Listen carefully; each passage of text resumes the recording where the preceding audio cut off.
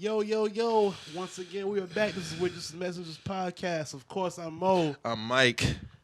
What's happening? What's happening? Got our boy Marcus in the cut. Yeah, Friend man, of the cool, show, man. family of the show.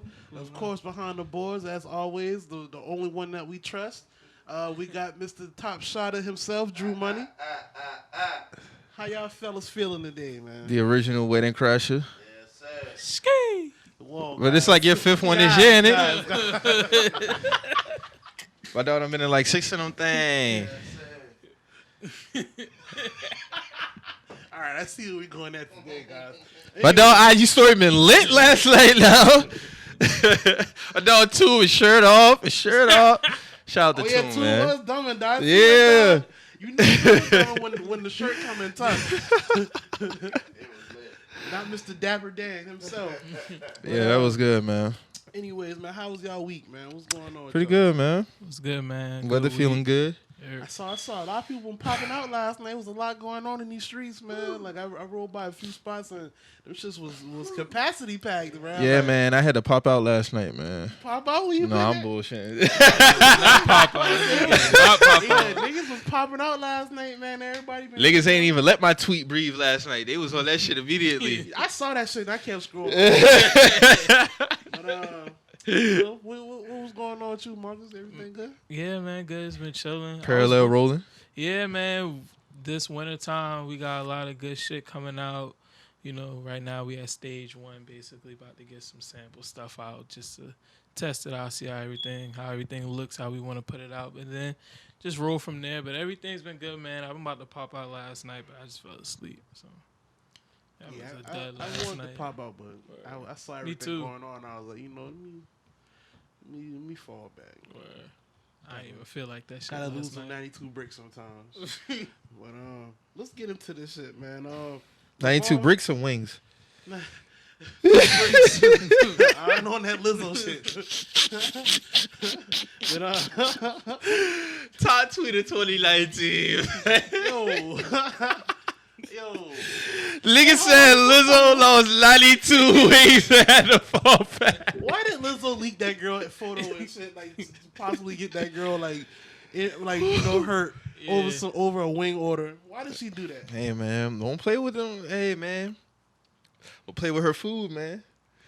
That's obvious. That's obvious. That's obvious. If she willing to take it that far, that lets you know everything. Like, don't play with her food. Like, you know? She's about to come see her about that order, man. Truth hurts, huh? Then she apologized. She should have kept that shit up, man. She was really about that shit. Hey, niggas be getting Lizzo out the paint, bro. Like, Facts. niggas get her out the She need to just ride her wave and keep making music. She be getting put out the paint. Like, Word. this is the You paint. took an L with that future They- shit. Yeah. Like, niggas collectively, like, pick her up and remove her from the paint. Like, whenever some shit go left with her. Like, Yeah, you got to go to the bench now. You're not even on the court. You outside the lines. No pun intended. all right, man. So we not even finna. That was just funny. I had to get that alley-oop. That shit was funny. LaVar Ball and his pops, man, they got into it on this what is it? Ball knows what is it? Yeah, the Facebook show. Yeah, the Facebook show, and I mean, it was a lot of reactions from it. A lot of people saying that that LaVar was kind of out of line. He did call him damaged goods for the last 2 years, but honestly, I just feel like that's how they talk in their household. I feel like the only thing that's different now is that there's a camera watching them. I agree with both sides of what both sides were saying. Especially LaVar Ball, he was talking about the brand, because basically, Lonzo was basically telling him like the brand over with blah blah blah due to everything that went down with the mismanagement of the money or with that dude or whatever. And LaVar was basically telling him even though that happened, like, that's still our shit. You know what I'm saying? Like, we're not gonna just let that happen. That deter us from continue on, especially because that's what all these people want anyway. Like, you know what I'm saying? Like, they want them boy to be down bad, just based off how LaVar been moving. You know what I'm saying? Everything he said, like, they couldn't wait for some shit like that to happen. So he basically telling them, that's still our shit. You know what I'm saying? So what y'all think about it? I mean, I see both sides. I'm on. I can understand Lonzo's take it because at the end of the day, he is the basketball player. He got to think about the marketing aspect, and then Right. when you take a hit like that, nobody's gonna want to fuck with it. Like, emotions aside, yeah, we get it. It's the Ball family. You get it rolling. But he was even willing to do a rebrand. But LaVar wasn't trying to hear it. And I understand his side because, he about family at the end of the day. He don't want nothing.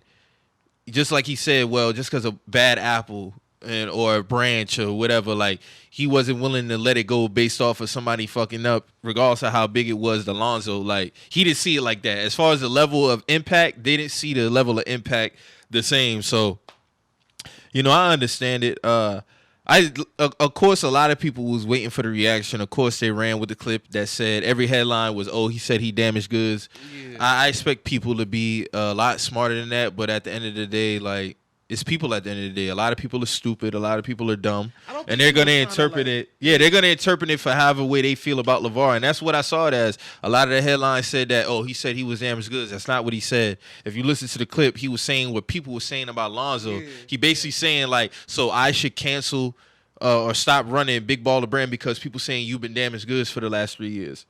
That's what he was saying. He wasn't telling his own son that he was damaged goods, but it's a rapid clip, so people gonna take it and run with it. It's the same thing happened with the Kevin Hart and Lil Nas X clip from that shop episode. Yeah, like, people was ready to. It got edited a certain way, and then so that's basically like people just gotta watch it for the real context instead of going off of these, like how you say, these rapid clips, because people be having all these, like, people had all these like think pieces to say, and that's not really what it was. No, that's what they wanted. They wanted that from the jump when he came out, and he was quote unquote more headline than his son. Like they was waiting for their downfall. So a lot of people was happy to see this. For that situation, for like the LaVar Ball situation and shit, I look at it in two ways. So I look at it in both aspects of LaVar Ball aspect and Lonzo's. Of course, LaVar is going to be all about family. We started this brand. We want to keep continuing it. We got LaMelo coming up. So that's another way to, we keep the brand, keep it going. We could, this is another way basically we could revamp it, what I'm saying? And with you leading it will still help it. But I also see Lonzo's side because Lonzo looking at it from a business perspective, like, dog, this is my brand. It was too. a brand. It fucked up. And honestly, with Big Baller Brand, I honestly feel like if they would have just been a little bit more patient, they would have had it. And because the shoes, they weren't bad looking shoes, but the way they were built, Lonzo even said the way they were built, they were hurt his foot. He had to change them. He had to keep changing them. Like, you have to give that time to develop. I felt like if they could have had more money if they would have just made Lonzo be a complete player first. Sign your little Nike deal or whatever the case may be. How they do rookies, Adidas. You take that money, and instead of reing up, we gonna take that money and then make. But you know what it was? Brand. He trusted his. I mean, cut you off. He trusted his pops with that process. I agree with you. Like, but remember when LaVar came out and said he didn't want no joint deal with no major brand? But see, he didn't have to get a joint deal. All he would have had to do is let Lonzo get his Nike deal or whatever, and maybe Lonzo gets like his first shoe on Nike, and then he builds up that fan base and say, you know what, he gets that money, and then he leaves, and then Big Baller Brand could already be something that's already starting up, maybe already have apparel, already type of things, and then they build up and make the shoe because the shoe takes more money and more time to make. So if you already building the equity for it by going on Nike, going on Adidas, you would have already built your fan base, got your money, then you could have fell through and you could have funneled that fan base on the Big Baller Brand. I feel like if he would have just focused on steps. Focus on Lonzo being the best player he could be, and then moving on to that, he could have really had something there. But he kept pushing him. No offense, I don't knock LaVar because at the end of the day, he's his pops. He's the one who got them there. But you got to look at it from a full scope instead of just looking at for the right now. Right now, we need Big Baller Brand. Right now, we need stuff. Yeah. When in a retrospect, bruh, you could have just took your time with it. And you would have been able to really funnel it because then you'd have LaMelo coming right under that by the time Lonzo gets off his deal. Because if he's on a rookie deal, let's say he's on it for like 3 to 4 years, he gets his like first shoe maybe like in his third year, maybe he rides that contract out. Then the fourth, you already got 2 years of 2 shoes on one, on one company, got that fan base, got the marketing for it. You just funnel that shit right over. You could even take some of the people from the Adidas team and shift them over there to Big Baller Brand or the Nike team. Well, I don't know for Nike, but that's basically what D Wade did because he was on Converse, then he went to Jordan. Now he got Wade. Oh my God! I forgot about that Converse sneaker. That shit was horrible. Forgettable, trash. Horrible. I don't know why he tried to revive that. It must have been the money at the time. Yeah, I think they did pay him now because he was with Converse first. Then Yeah. he went to Woo, that Jordan, shit was ass. And then he went to That shit worse than his Ling Ling sneaker, whatever that shit called. It's called Way of Wade. But I heard that shit goes dumb in Yeah, Japan and China. Like I'm that not shit surprised. sells. Yeah. Shit, Starberries go crazy over there out here. Yeah, Stefan a god over there. Hell bro. yeah. Yeah. But That's why I don't knock Lance for going overseas. Like, bro, there's a big market over there if you know how to do your shit right, bro.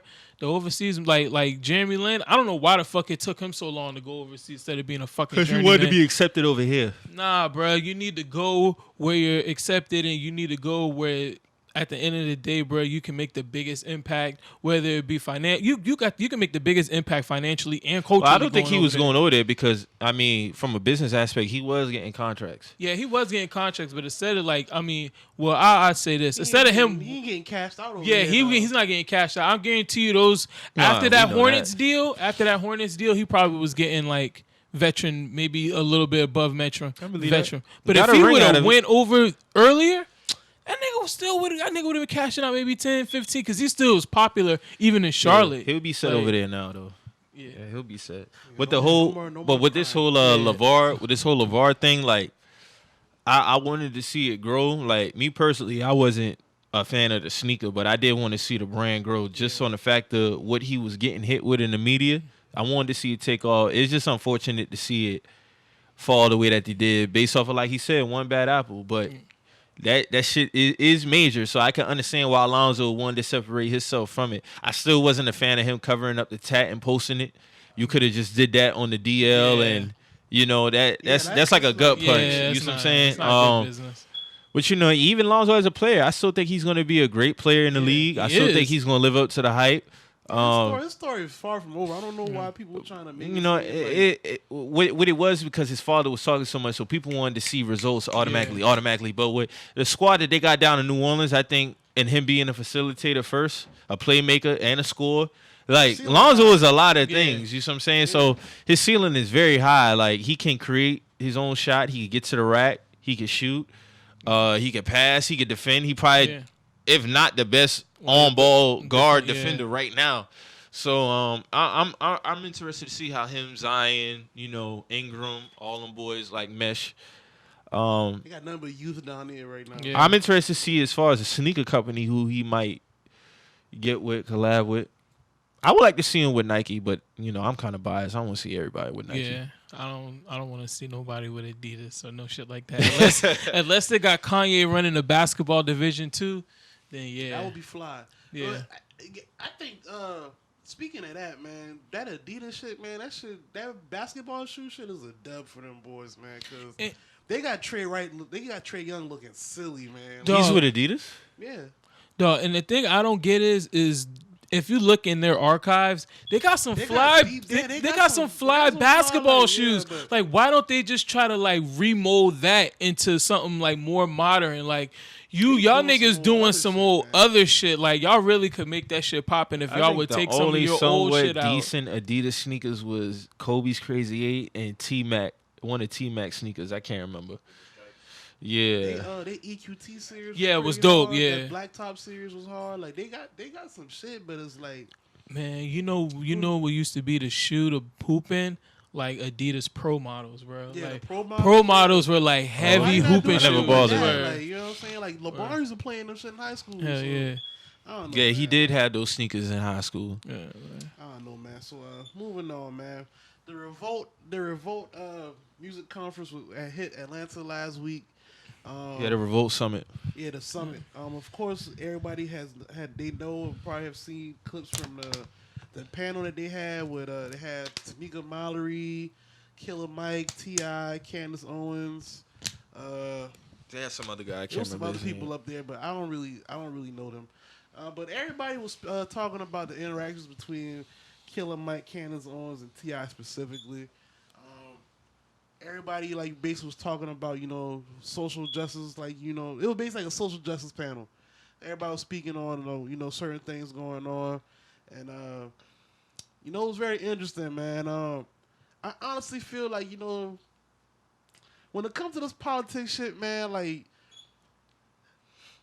it's easy to look in over your head. If y'all follow me when I say that, because it's like people say certain things and speak from certain points of views, and it's a selfish point of view because you're not really open to the full aspect of what really needs to happen. So like when I see T.I., like when I see Candance Owens speaking on certain topics, she making sense as far as like what we should expect from these parties, and Killer Mike, because Killer Mike basically was saying shit that I'd be saying, like, we don't need to rely on either one of these parties. Like, they should be relying on us. We should have our own shit going on. And then when I see Candace Owens speaking on certain things, and she actually hitting some valid points on certain things, surprisingly, because I didn't think I would agree with her on anything, but some of the shit she was saying, she made a lot of sense. And then when I see T.I. saying certain things, I'm like, man, like, what are you talking about, man? You know what I'm saying? All emotion. Yeah, it is all emotion, and that's why I'm like, it's like you can't try to bash Donald Trump, every chance you get. Like every time you get on social media or whatever, you got to make a shot at Donald Trump. Cool, but then you say, I'm gonna give him his props for the prison reform, but he did it for opportunistic reasons and shit like that. Well, like, which one is it? You know what I'm saying? You know what I'm saying? Like, you can't. What do you want? Yeah, it can't be both. It can't be both. You in the same breath, you were still praising Obama, and Obama didn't do shit. So it's like, what do you want? I feel like a lot of that shit was emotional driven. More so on T.I.'s standpoint, for him to insert himself on a political stance now, like I feel like he should educate himself more when it comes to these topics. I felt like he went up there just to express his emotions towards Candance Owens instead of coming to a conclusion on how you could take something from each person and make it work. Like Killer Mike said, like she had some valid points. Do I agree with everything Candance Owens stand on? Would she support? No. Do I support everything that Killer Mike might be on? Nope. Like he's pro Bernie Sanders. That's his guy. That's who he roll with. I don't agree with everything that Bernie Sanders roll with. But it's like you got to take a good from everything that everybody has to say and just try to make it work. That's what it is at the end of the day for T.I. to get up there and just try to just make it like and the crowd was feeding off of that. Yeah, he tried I didn't like that shit. He really didn't come up there with no solutions. All his questions were just basically, like you said, it was emotional driven. Like when he was asking her about at what point in time was America great again? Like, how can you ask the woman a question and not let her finish? It's just because she was stopping or like, I can understand why she was reacting the way that she was reacting, because it's like it's a lose-lose either way. Like when I talk, you got something to say. If I don't say nothing, then you constantly. So that whole setup was just it was real. Yeah, she called him out for that too. Because she was like, I felt you just saying shit to try to get like viral moments off. Yeah, that's it, and that's exactly how it was. Like T.I. to me, in my opinion, he shouldn't even have been up there. That's just my personal opinion. I feel like he needs to educate himself more. If you want to put yourself on that type of platform and not try to make jokes about the situation, and just have more intellectual convos. You know what I'm saying? Like Killer Mike and Candance was really the only ones who wasn't on no emotional shit up there. They was just spitting facts and what really needs to be done, and that's how every panel and discussion should go. Killer Mike also made another great point too. He was like, why, like certain like combos like this don't even need like a large audience. You know what I'm saying? Like these are like basically meetings of the minds. Like we can have these conversations behind doors. Yeah, because whatever a lot of us are gonna do, they're gonna take that clip where T.I. was saying, "Oh, you was on some bullshit," and highlight that when way more important things were said. Way more important things were said than him saying, "Oh, you started with some bullshit," or "When was it?" Like, dog, you're not saying nothing smart. You just cracking jokes. So what are you getting out of that? So, and I watched the whole thing. Like I sat back and I watched the whole thing, and nothing was really. They had a couple of people out of the audience ask questions. Like even when Tip got asked certain questions, like he left him with, his typical, well, I just think, like, it was nothing really, it was nothing really said. Open-ended response. Yeah, open-ended responses, and I feel like he thrive off of stuff like that. Like, even when it comes to stuff like that, like, I respect him as a rapper and everything, but, like, that lane, he needs to educate himself on more, like, especially coming off the heels of the whole Gucci movement, when you said we need to boycott Gucci for 3 months, like, where's your stance on that now? Like, you can't take nothing like that as serious and just put a timestamp on it. If you're gonna be done with something like that, be done with it completely. And let me ask y'all a question, man. I'm glad you brought that up. Was that mask really like racist? Being that they had a white version of it too, did everybody kind of overreact? I wouldn't necessarily say that because, like, you know what you're doing with that. You see what I'm saying? Like, you know by putting, there has never been a mask like that. Right. So for you to put, why it just couldn't have been plain colors?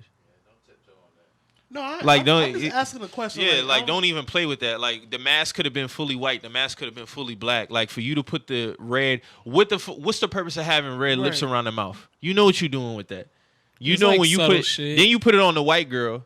You see what I'm saying? As the main picture. You see what I'm saying? Like, you know what type of undertone, like racial undertone you sending with that shit. Right. So, like, yeah, like I don't feel like people overreacted to that at all. Regardless if they had a white one or purple one. The fact that you even had the black one, like, it don't make sense, because what's the purpose of having red lips around the mouth on a mask like that? What's the purpose? It don't make it, like, it's, you know what you're doing with that. It could have just been fully black, or it could have just been fully white and just kept it moving. Nobody would have said nothing if it was fully black. But, a lot of these companies know what they be doing with certain shit. Just like I just seen the shit with the H&M shit, when people was outraged about that when they had the. So, like, they had these pictures of the black girl, her hair wasn't done. Mm-hmm. It was just like, completely undone, like just her natural hair was out, and people was outraged about it because, like, well, they know what they was doing having her up there looking like that, but they also had other girls of different backgrounds, who hair wasn't done either. Basically, like, I think H&M made it seem was like, we just let the kids do what they want to do what they want to do with their hair, and people tried to make it seem like they was trying to make it look like the black girl wasn't it was specifically her. Yeah, but it was other girls whose hair wasn't done. It was just wild and crazy and shit like that. So, I mean, even with that, like, it just be like pushing certain buttons with shit that know it's gonna get reaction out of us. You see what I'm saying? Yeah. Like, I agree with you. I agree with you saying, like, certain things shouldn't garner attention, but you have to understand, like, the climate that we in now, everybody is sensitive to certain shit. With the H&M shit, do you think they was out of pocket? Nah, I don't think so, because everybody was the same. If it was just her, then I could understand it. But all the girls had their hair just out and wild, and I mean, because I do get it. Like, women are really sensitive about that because they get scrutinized a lot for their natural hair. So like, I do get it.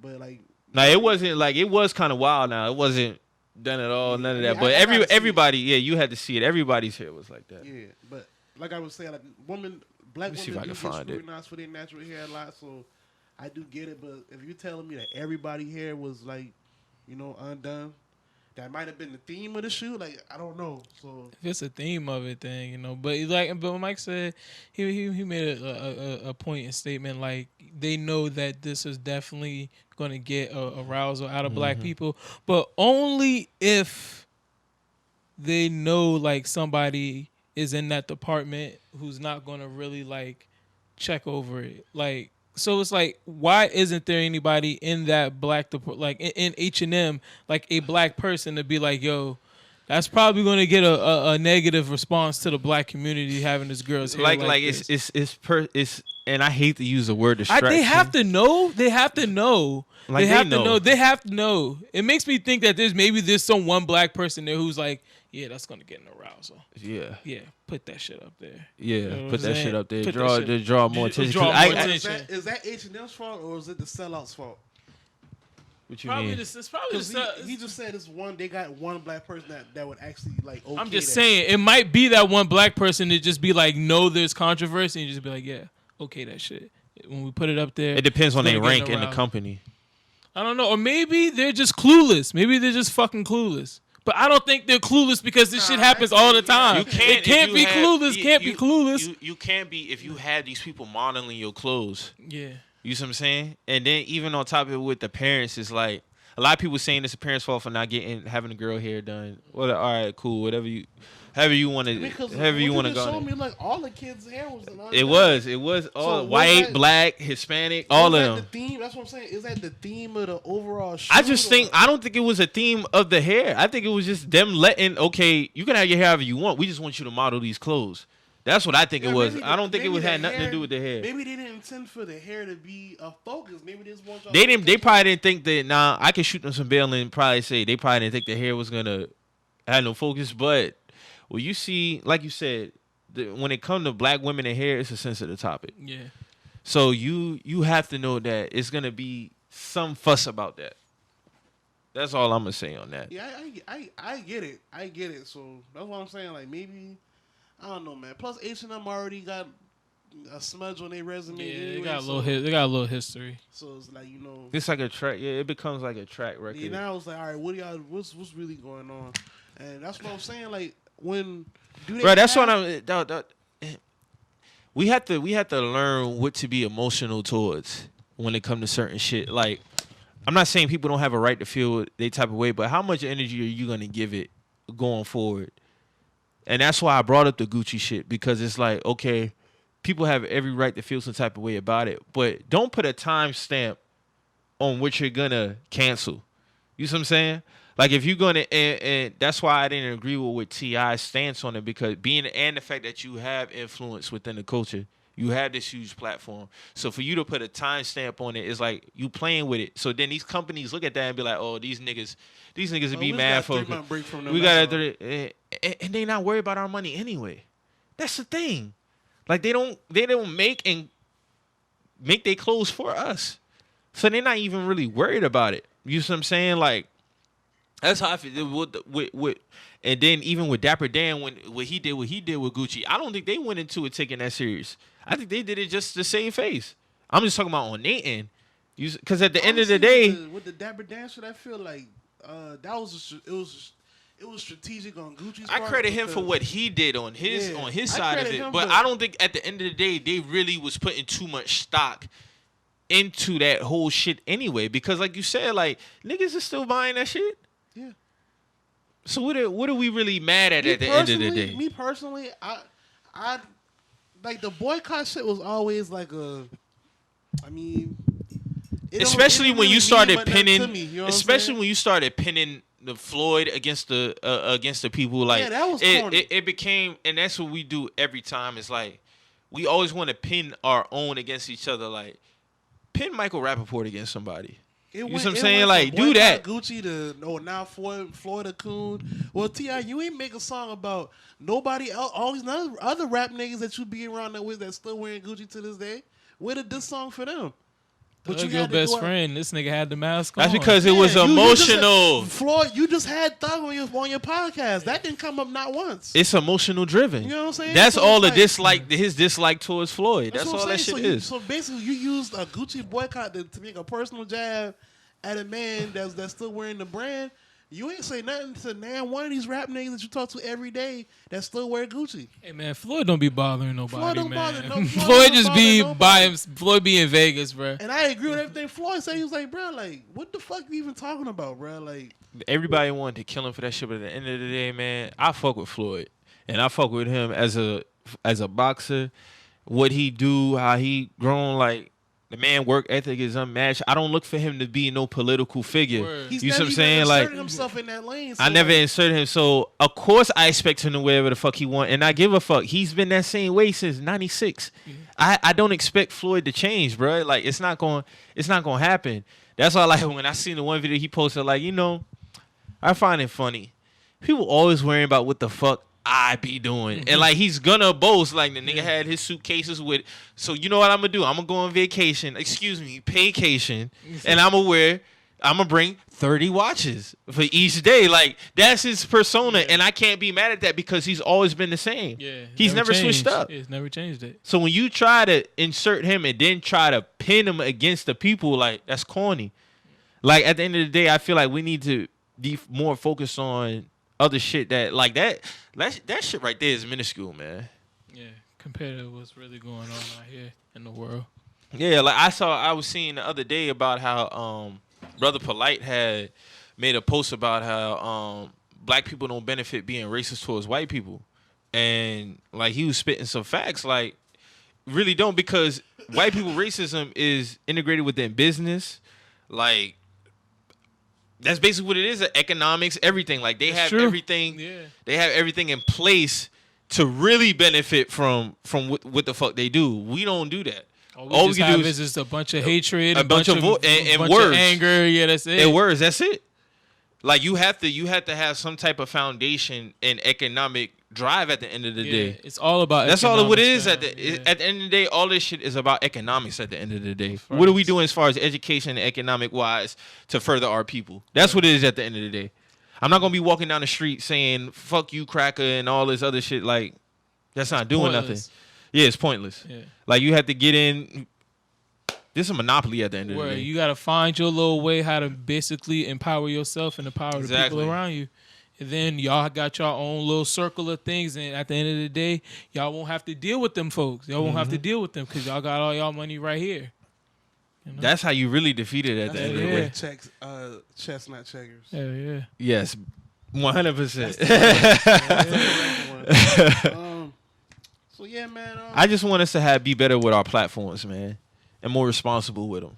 We need to teach people like how it was back in the G, where you was like hunters and gatherers, like teach one how to fish. Yeah, everybody was self-sufficient. If you had land, you was eating off that land, no matter how big that land, that part of the piece of land was. And if a nigga land had burned, or his land got fucked up, he maybe could go on your land for a couple of days or a couple of weeks or months till he finds his land and get his shit back together. So is it each one teach one? You know, I wish our black people was like this. I wish it was more of us just on some, you know. I understand it can't be like that. The neighborhoods was different and all. Yeah, you know what I'm saying? I wish, because, like, in neighborhoods, it was really like a community raised it, like, you know what I'm saying? How it takes a village to raise a child, you know what I'm saying? Shit, That's how it was. Like, it being like that in my early childhood. Yeah, me too. Like, you could go to, if I was at a friend's house and I was there for a minute and it was past dinner time, their parents wouldn't let me leave unless I ate. You know what I'm saying? Or like, and they would take me home and let my people know, hey, I fed him or whatnot, blah, blah, blah. Like, facts. It's not like that now. Like, it's a rarity to see some shit like that now. Like, so, I mean, at the end of the day, like, the whole family aspect, because it goes past just your immediate family. Like, we got to start looking at, you know, all us guys, we got to look at each other like, as family. You know what I'm saying? Like, we spending time on our lives with each other, like, is, you know what I'm saying? So, it's like, it just need to be more unified. Right.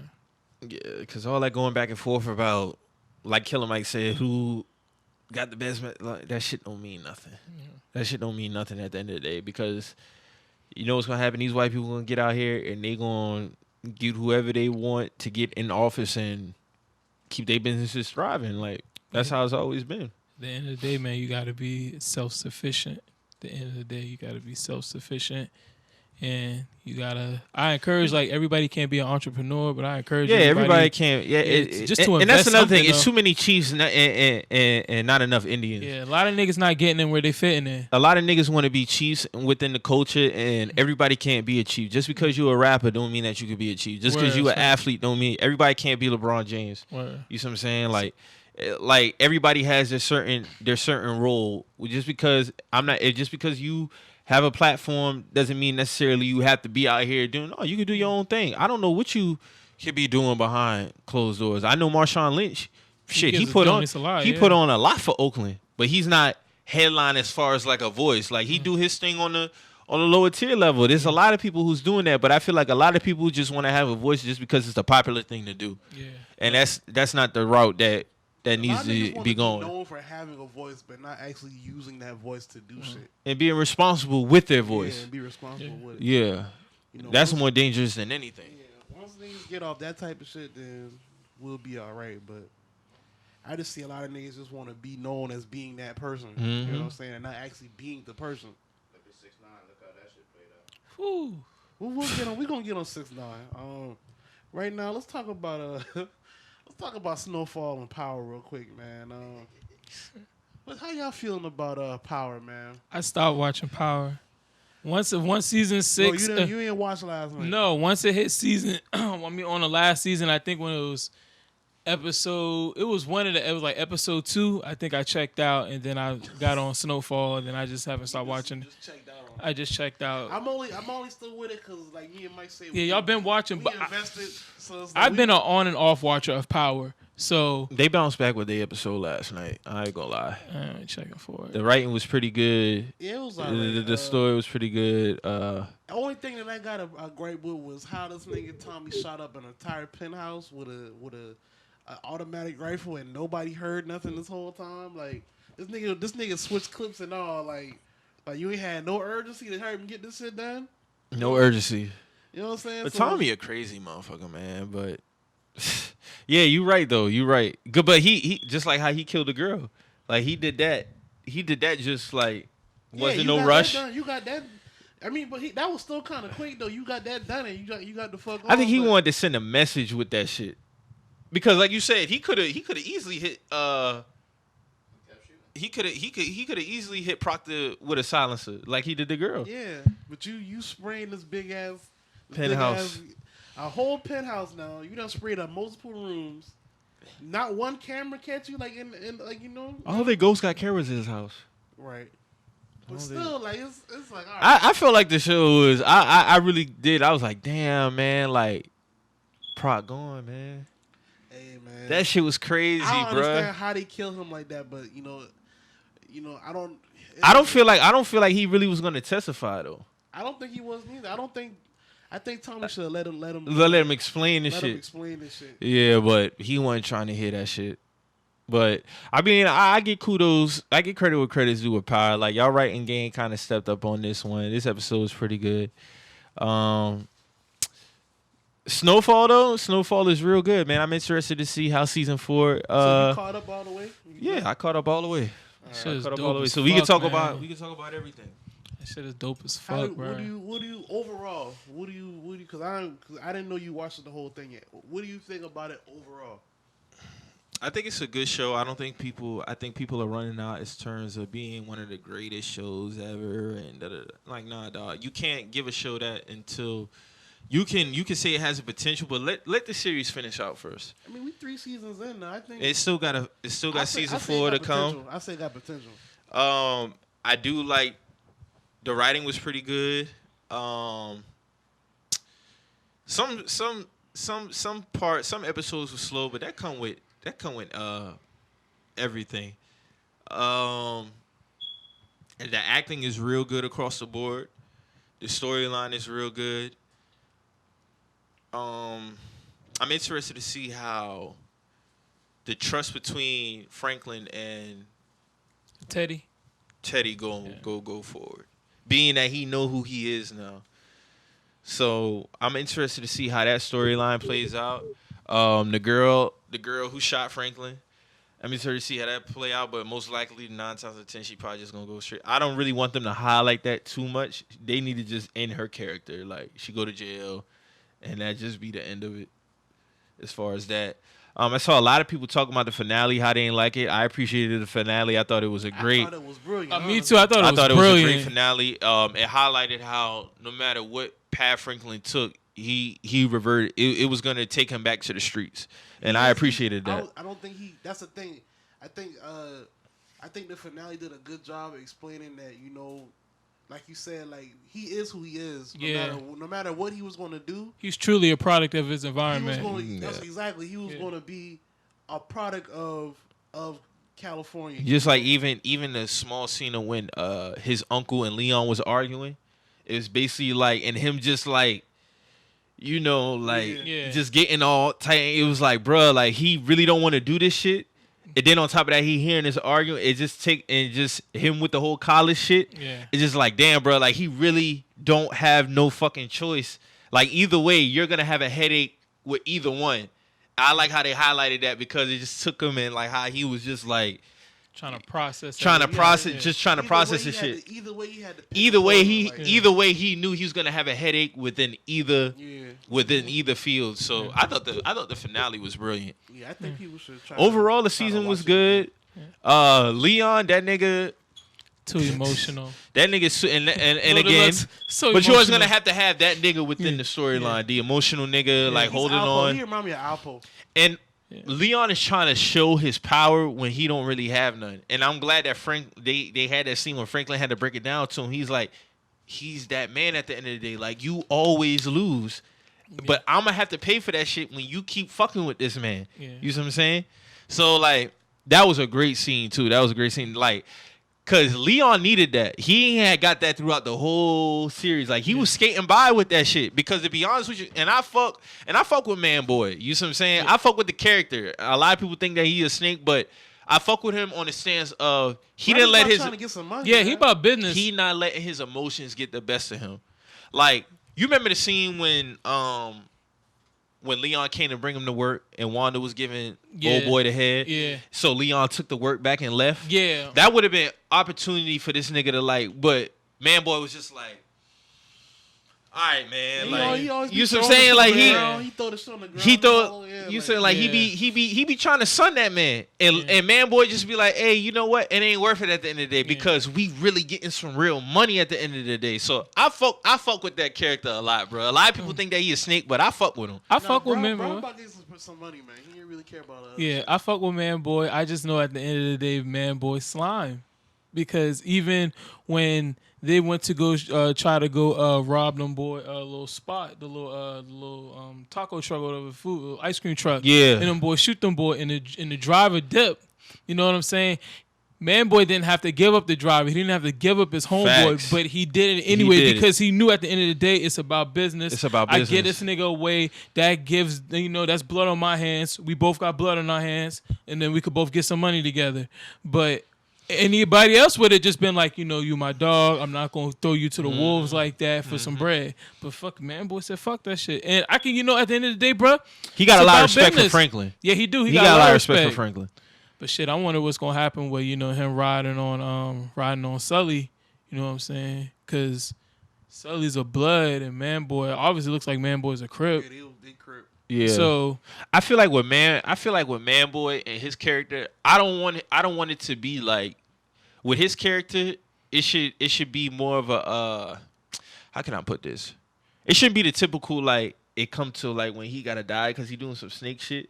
But like, cause I think with him, I think he is an important character within this whole within this whole shit. Kind of highlight him more honestly. Like he might have a bigger role in season 4, being that like how what happened in the season finale. Yeah. So even when he first came to their crib, like they was sunning him. Remember when he first came and everybody was there and they was just like, he throw little shots at his girl, his uncle girl and shit like that. But like at the end of the day, he's just about getting money at the end of the day. And dog, for Leon to still be skating the way that he's like, dog, because it's loyalty. Leon, Franklin knows that Leon has this undying loyalty to him.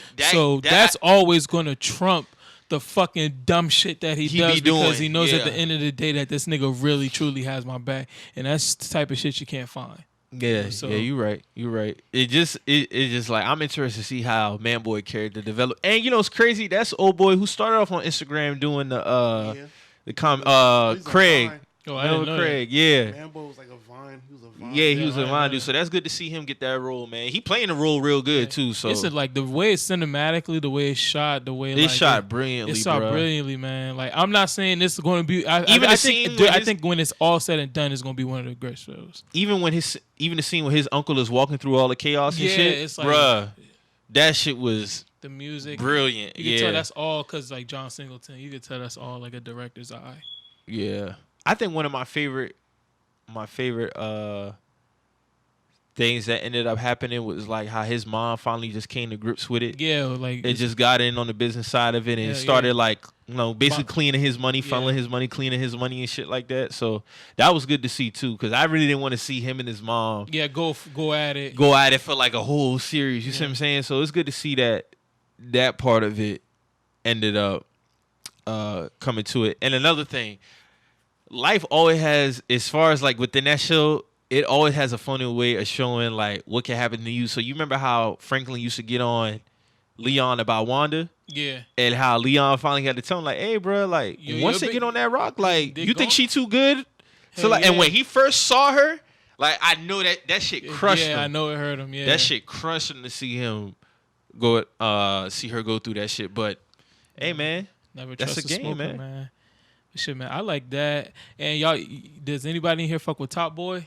I watched that. I haven't seen that shit so fucking Is this rough. like a new season? The way it's set up, it's like basically like it's like a new season on Netflix, but within like I guess the series is like season 3 because there are things that pick up from season 1 and 2, but you don't exactly gotta watch season 1 and 2 because the way they got it set up on Netflix is like Top Boy Summer House, which basically was like the Top Boy that was on BBC. You know what I'm saying? Like over there in Britain. Yeah, that's what I'm saying. Yeah, because they have like those. That's technically the first. The old ones on Netflix. Yeah, that's what I'm saying. It's called Top Boy Summer House. That's technically like the first 2 seasons from the old, like when it first came on.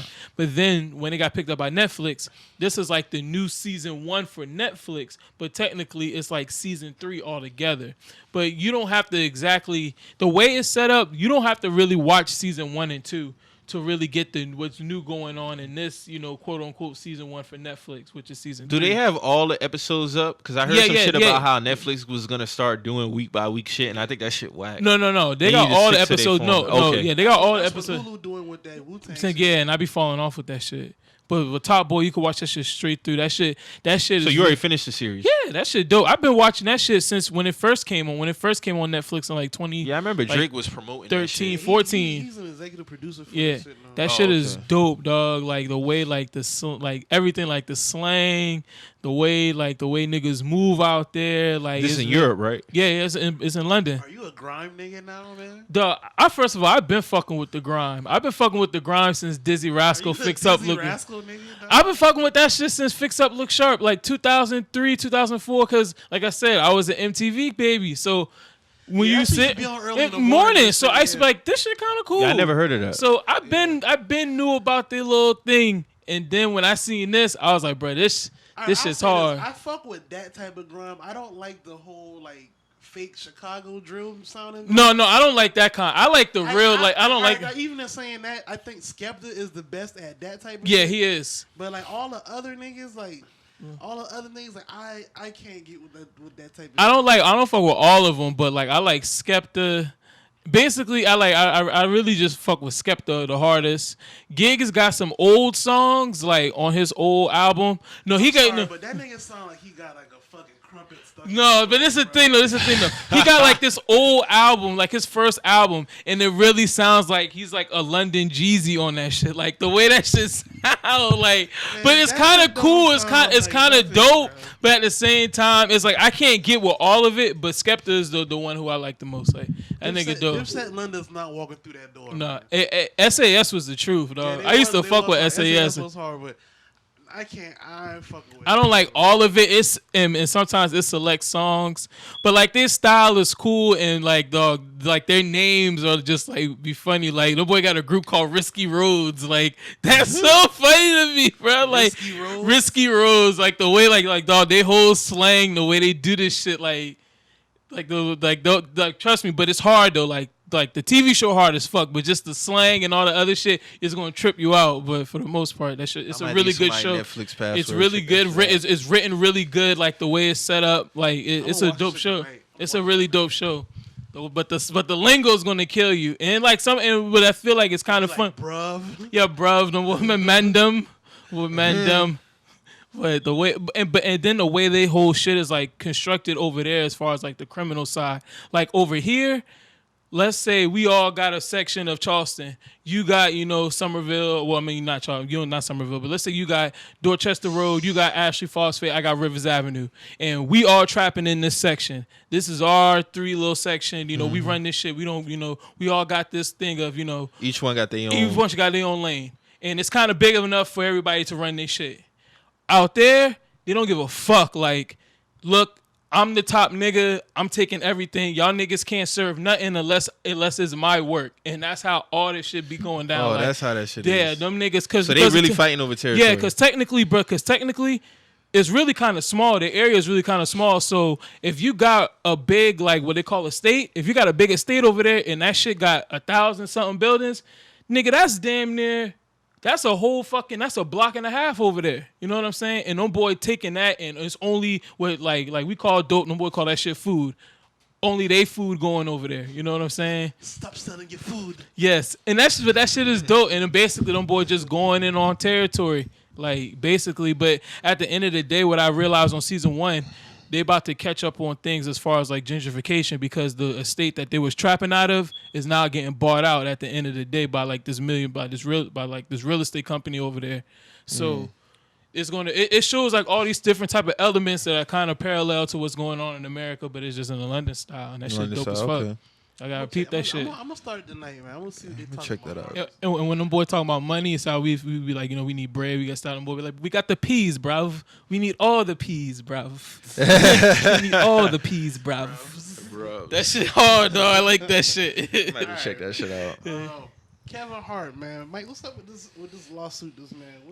So apparently this nigga had like he got a $60 million lawsuit for a sex tape that allegedly like got leaked and she didn't know about it. So basically like she's suing him because their sexual act was recorded and she didn't know about it. So she's suing the man for $60 million. Just like, it just seemed like some more extortion type shit going on, and nigga had to take a break. This is like from 2 years ago when he got caught cheating, when he was cheating on his girl. But I thought the girl supposedly recorded that shit, not him. I don't know. That's what it is.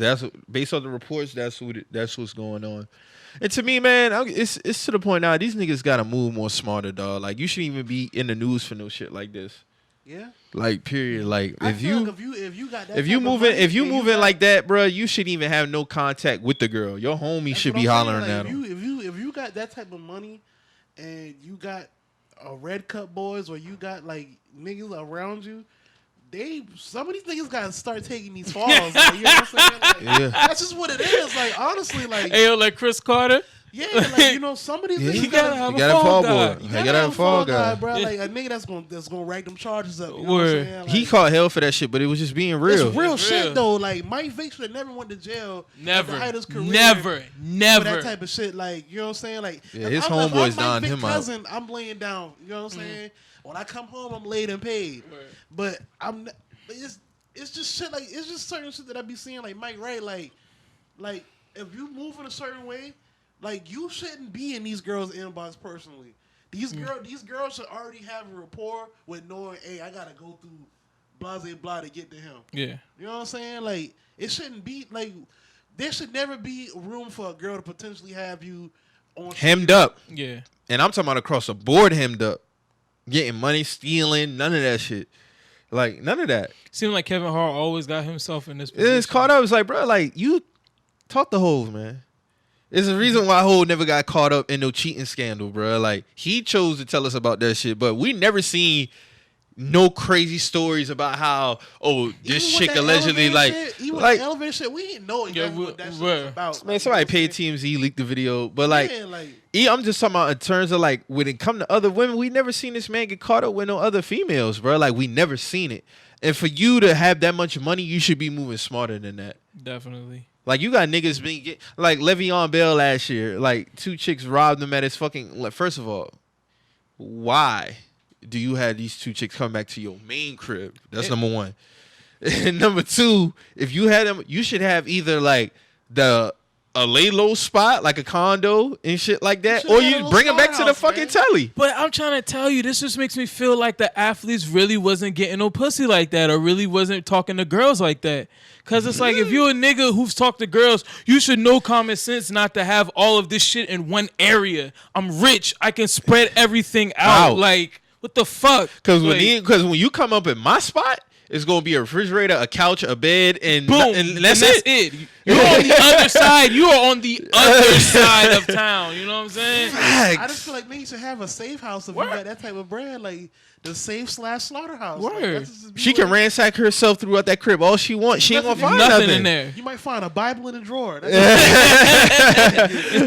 literally treat it like a hotel. It's like, bro, you're not coming back like, to my main spot, bro. Because if I'm not in my city, you coming back to the hotel. They're like, that's what we doing.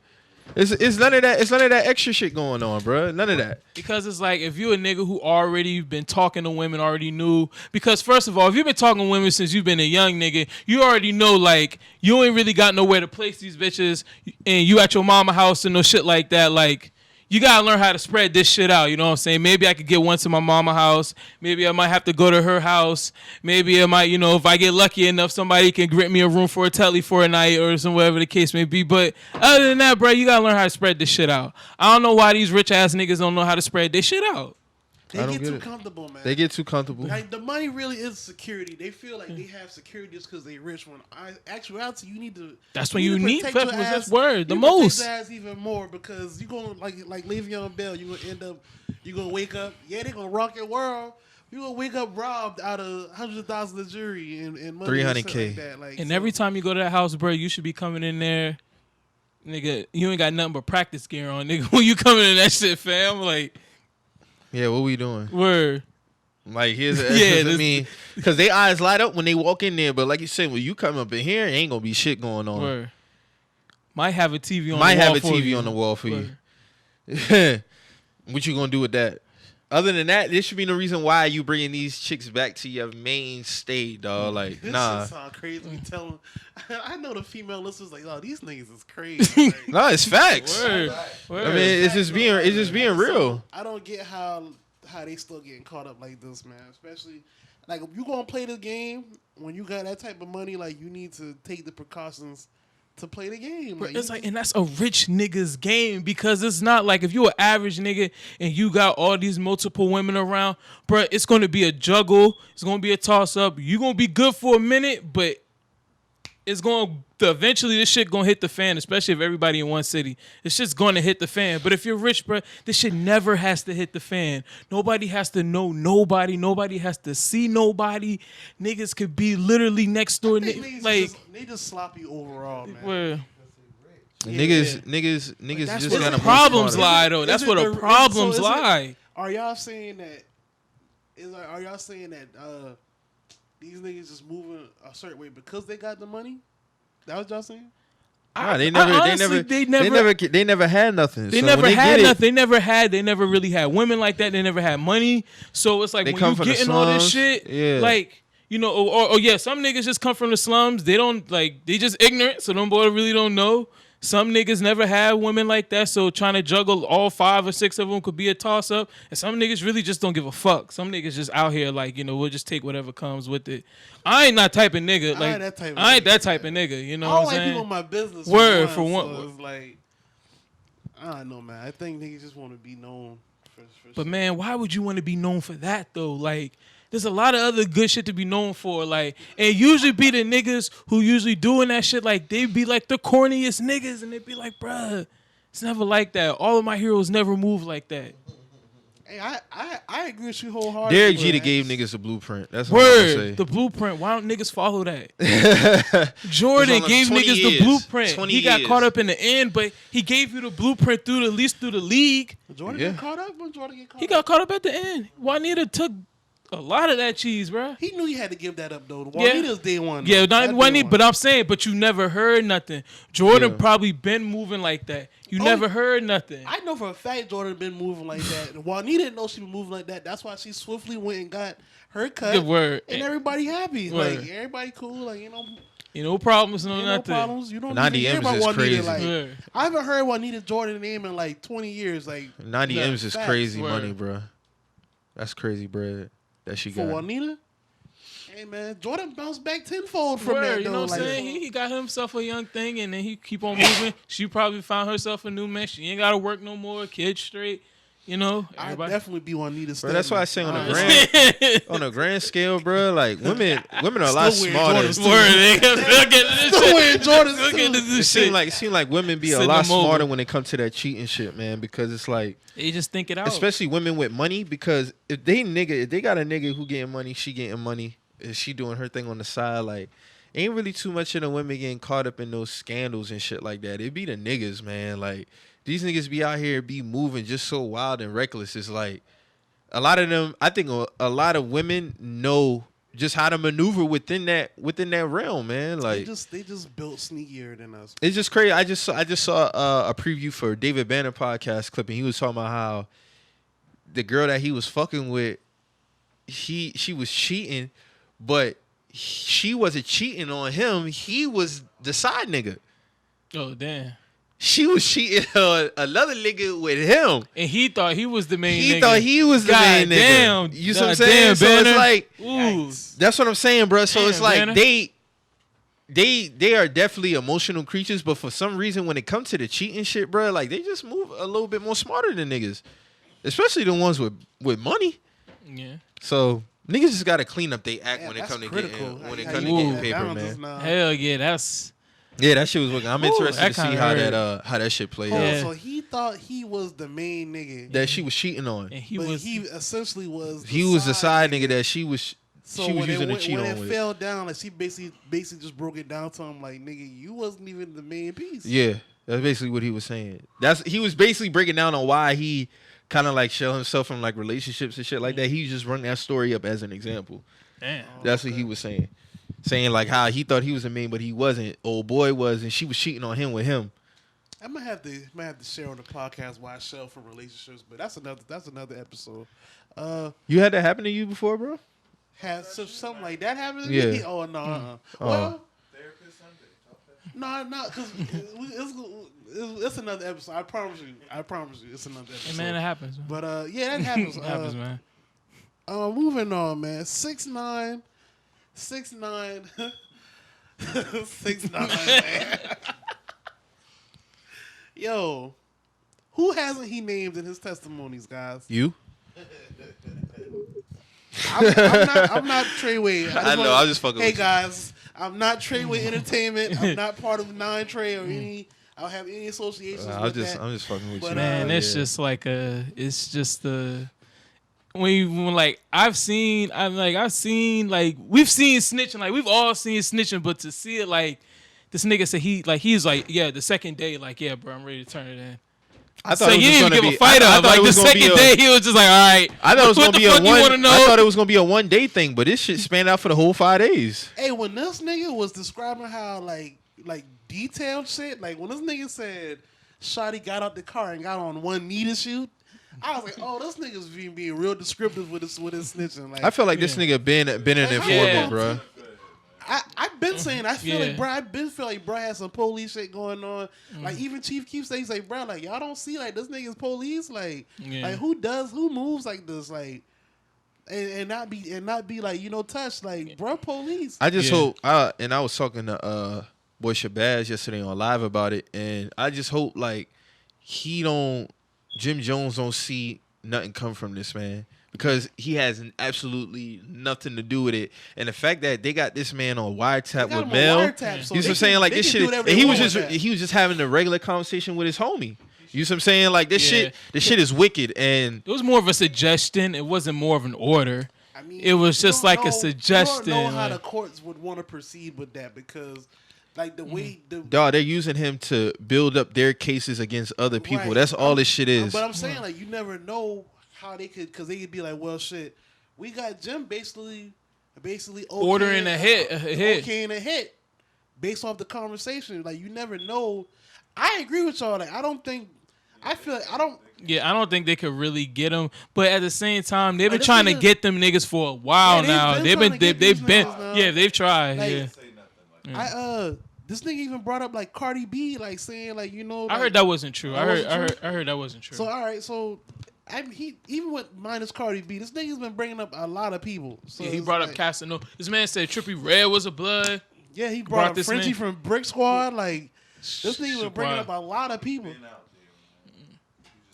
This shit, man.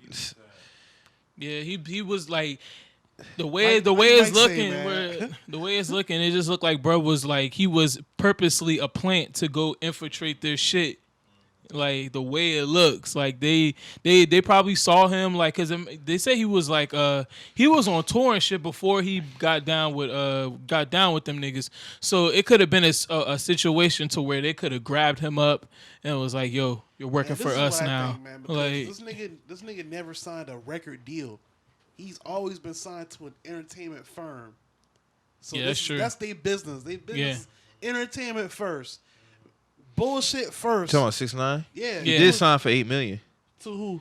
I can't remember, but he did sign for $8 million. All right, but I know for a fact that he initially came in entertainment firm. You know what I'm saying? So when I look at shit like that, I'm looking at it like that could be any angle besides music. What I feel like happened is somebody might have reached out to these fellas. I don't know. This might be a theory of mine, and basically paid his way to have him affiliated. Now everything that transpired after that, that's on these niggas in the street fault. You know what I'm saying? Because it's no way. Because I was telling Mike this, I was like, bro, like even if they was going to extort, bro, like they was just overall sloppy with it. Yeah, it was. Like, they really was. Very greedy. From what I get from it, you had two niggas who was doing the main extorting, and then the other nigga, the Harv nigga, he was just like the nigga that's got the scraps. He was the one that was actually feeding the wolves. Yeah. So like from what I got from this shit is, bro just been tired of eating behind these other two niggas. So he was bypassing them niggas and going straight at 6ix9ine to get his 20K, his 40K here and there. Yeah. Like so, bro just been like, it just was a bunch of overall sloppiness and greed. Like how you said, like it's no way. It's no way that they had this type of opportunity and let this shit go like that. Yeah, everybody wanted to be on Front Street. Shawty wanted to be in front of the camera. If they would have new Death Row and all they had to do was just let him rep the gang. I mean, just let him do his thing, and he don't even gotta rep the set like that loud. Like he could have just, even if he wanted to be 9 Trey just for the image, that's cool. But once you start out here beefing with Casanova and recently really involving yourself, like you're not that. You just gotta play the role. Yeah, they should have known it. Yeah. But what it was though, when niggas started getting some money and it was funneling as quick as it did, everything is tunnel vision. That was fast. It's tunnel vision at that point. And then for the buzz to be just so quick, we talking about 2017 they shot Gummo. Then he was just hitting back to back on hits. So all niggas see is money coming in. They just like fuck it. We know he ain't from the streets. Like they ain't shit. When niggas see niggas like that, especially street niggas, when they get money like that, everything else is just like. We don't give a fuck. So yeah, there was. That was yeah. But niggas ain't gonna do that. Niggas want to have one foot. Niggas want to have one foot in and one foot in the industry, and you can't do that. All right. That's why I say they should have just kept this shit strictly music because once they made that transition. Ain't no reason for y'all to be like actually shooting at like Chief Keef and like all these no reason. It's no reason, bro. Like a real street nigga should have been like, what? Like what we really got legal money now. Word. Like we don't gotta do this bullshit. All that other shit is bullshit at that point. You make it easy for y'all to be wiretapped and for all these police like reports and shit filed against y'all. You make it easy for this shit to happen. But that's the same shit that's funneling the money though at the same time. The ignorance and the bullshit and the shit that goes behind the music. But it's fumbling the bag too. It's a catch-22. It's fumbling the bag, but it's also in a way like bringing them the bag. No, but it's fucking the bag up too. The shit that was bringing them the bag is 6ix9ine getting in front of the phone and recording them bullshit. Right. Them shooting at the Yams, at the Yams concert. Like it's multiple events. Like they didn't have to do all the shit at the Yams event. They didn't have to do that. Like that's the shit that fuck up the money. Yeah. Like 6ix9ine recording. Yeah, that Barclay shit. Yeah.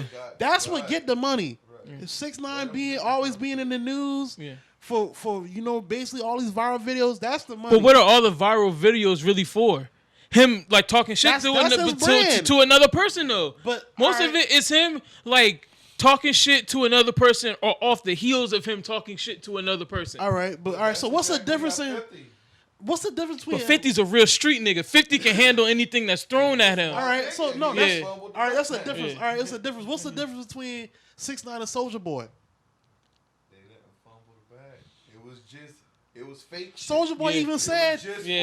he even said, hey, he tried to copy me, but he ain't did it the right way. Just for the camera. Because Soulja Boy knew when to pump the brakes, and Soulja Boy has been in the game since he was 16, so we kind of already knew. Like his whole thing was, like his music, YouTube. He kind of already knew the viral streets of sorts, like how to get the reaction without having to go too far to really make it to what it's like. I can lose control of it. Kind of had that shit too. No, I always knew that shit was gonna fucking I always knew that shit was gonna fucking crash out. I knew that from day one. That shit, this shit's gonna crash out. Yeah, Soulja Boy never did too much. He had some issues, but every issue that happened, Soulja Boy handled though. Listen, when I saw the video, Soulja Boy's an overall more thorough nigga than him, so I'll give him that. When Mel Matrix first came home and 6ix9ine had this man in the front of the camera basically telling him this is my OG and we doing whatever, I was like, oh, this shit ain't finna last, bro. Because for one,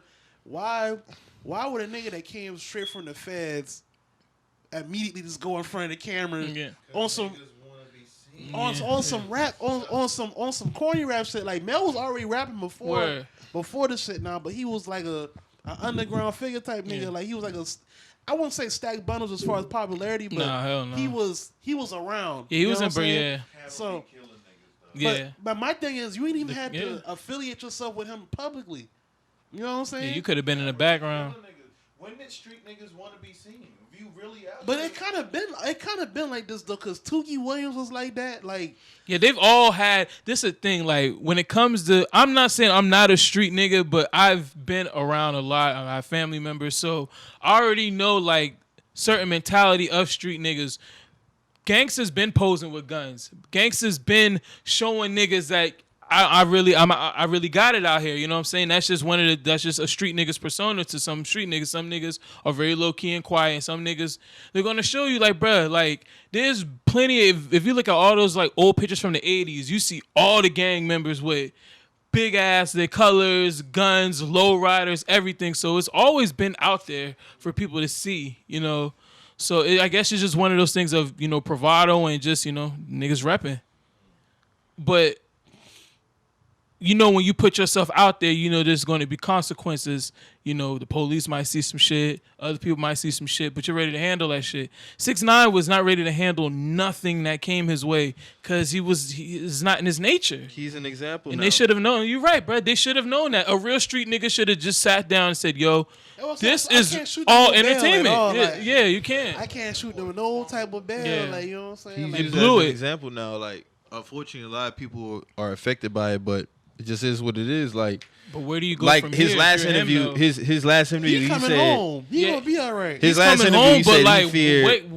what happens? Like, I believe he can drop something, man. The Hey. fans are fickle. I think the fans are fickle, man. I think the little young people are gonna ride for him. Little I'ma keep it a 15, buck. His- that's what I'm 16, saying. 17-year-old. His core fan base. That's his why- core fan base has nothing. They don't understand the moral capacity of Right, what of what he he been. did. That's why I So- say, like, they ain't had to do the real street shit. Like, as long as they just made the fake little viral videos, they was gonna ride 6ix9ine anyway. has cracked the simulation, guys. That's what's happened. He cracked the code basically. wild. Like, but people are gonna try to follow the code. You know, there's somebody's gonna try to follow it. There's no somebody's gonna be another 6ix9ine. hey man, niggas been telling now. It's just that it hasn't been done on this type. I don't believe he'll have the same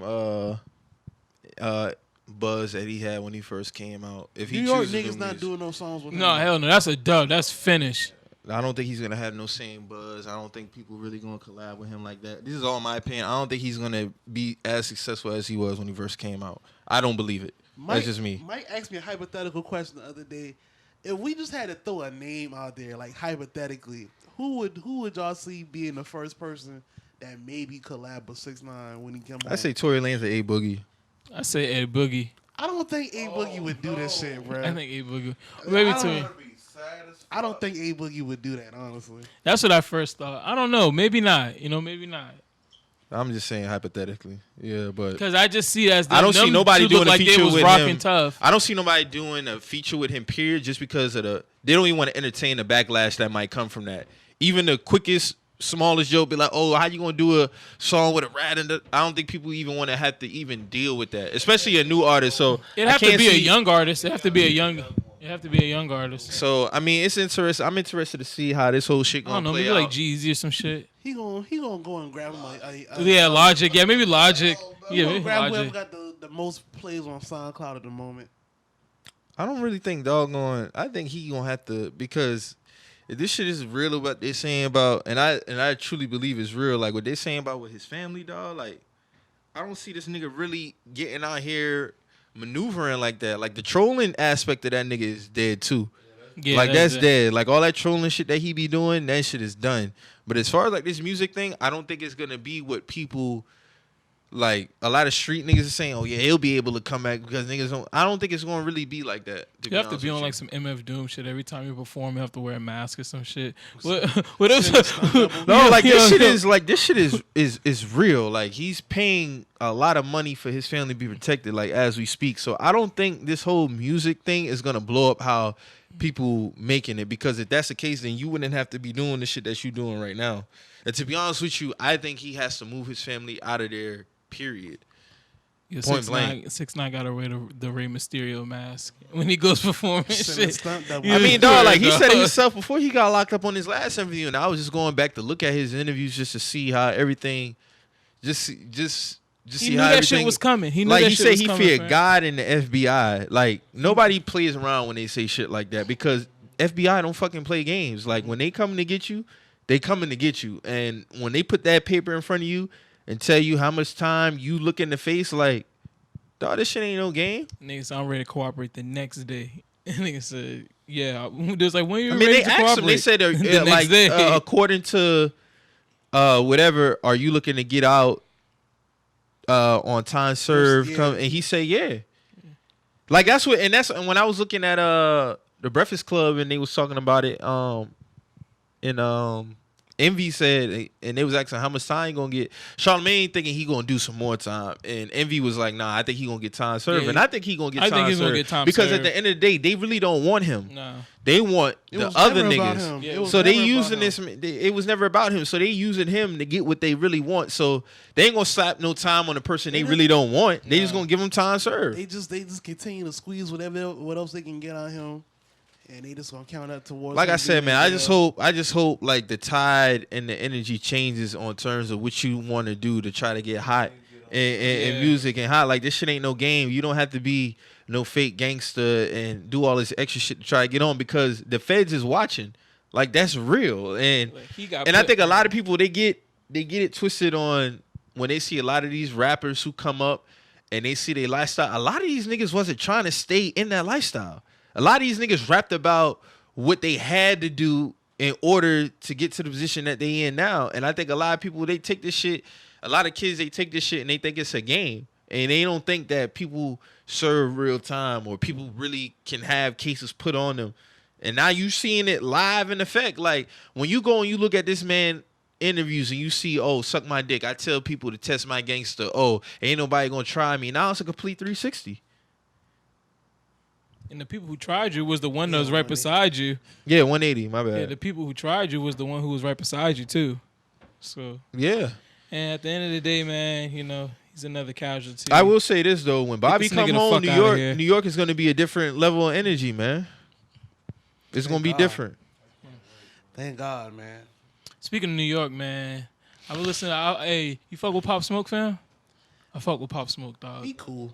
I like his music, fam. I like his music. He sound like a British nigga too. That nigga hard. Yo, He cool, yo, he cool.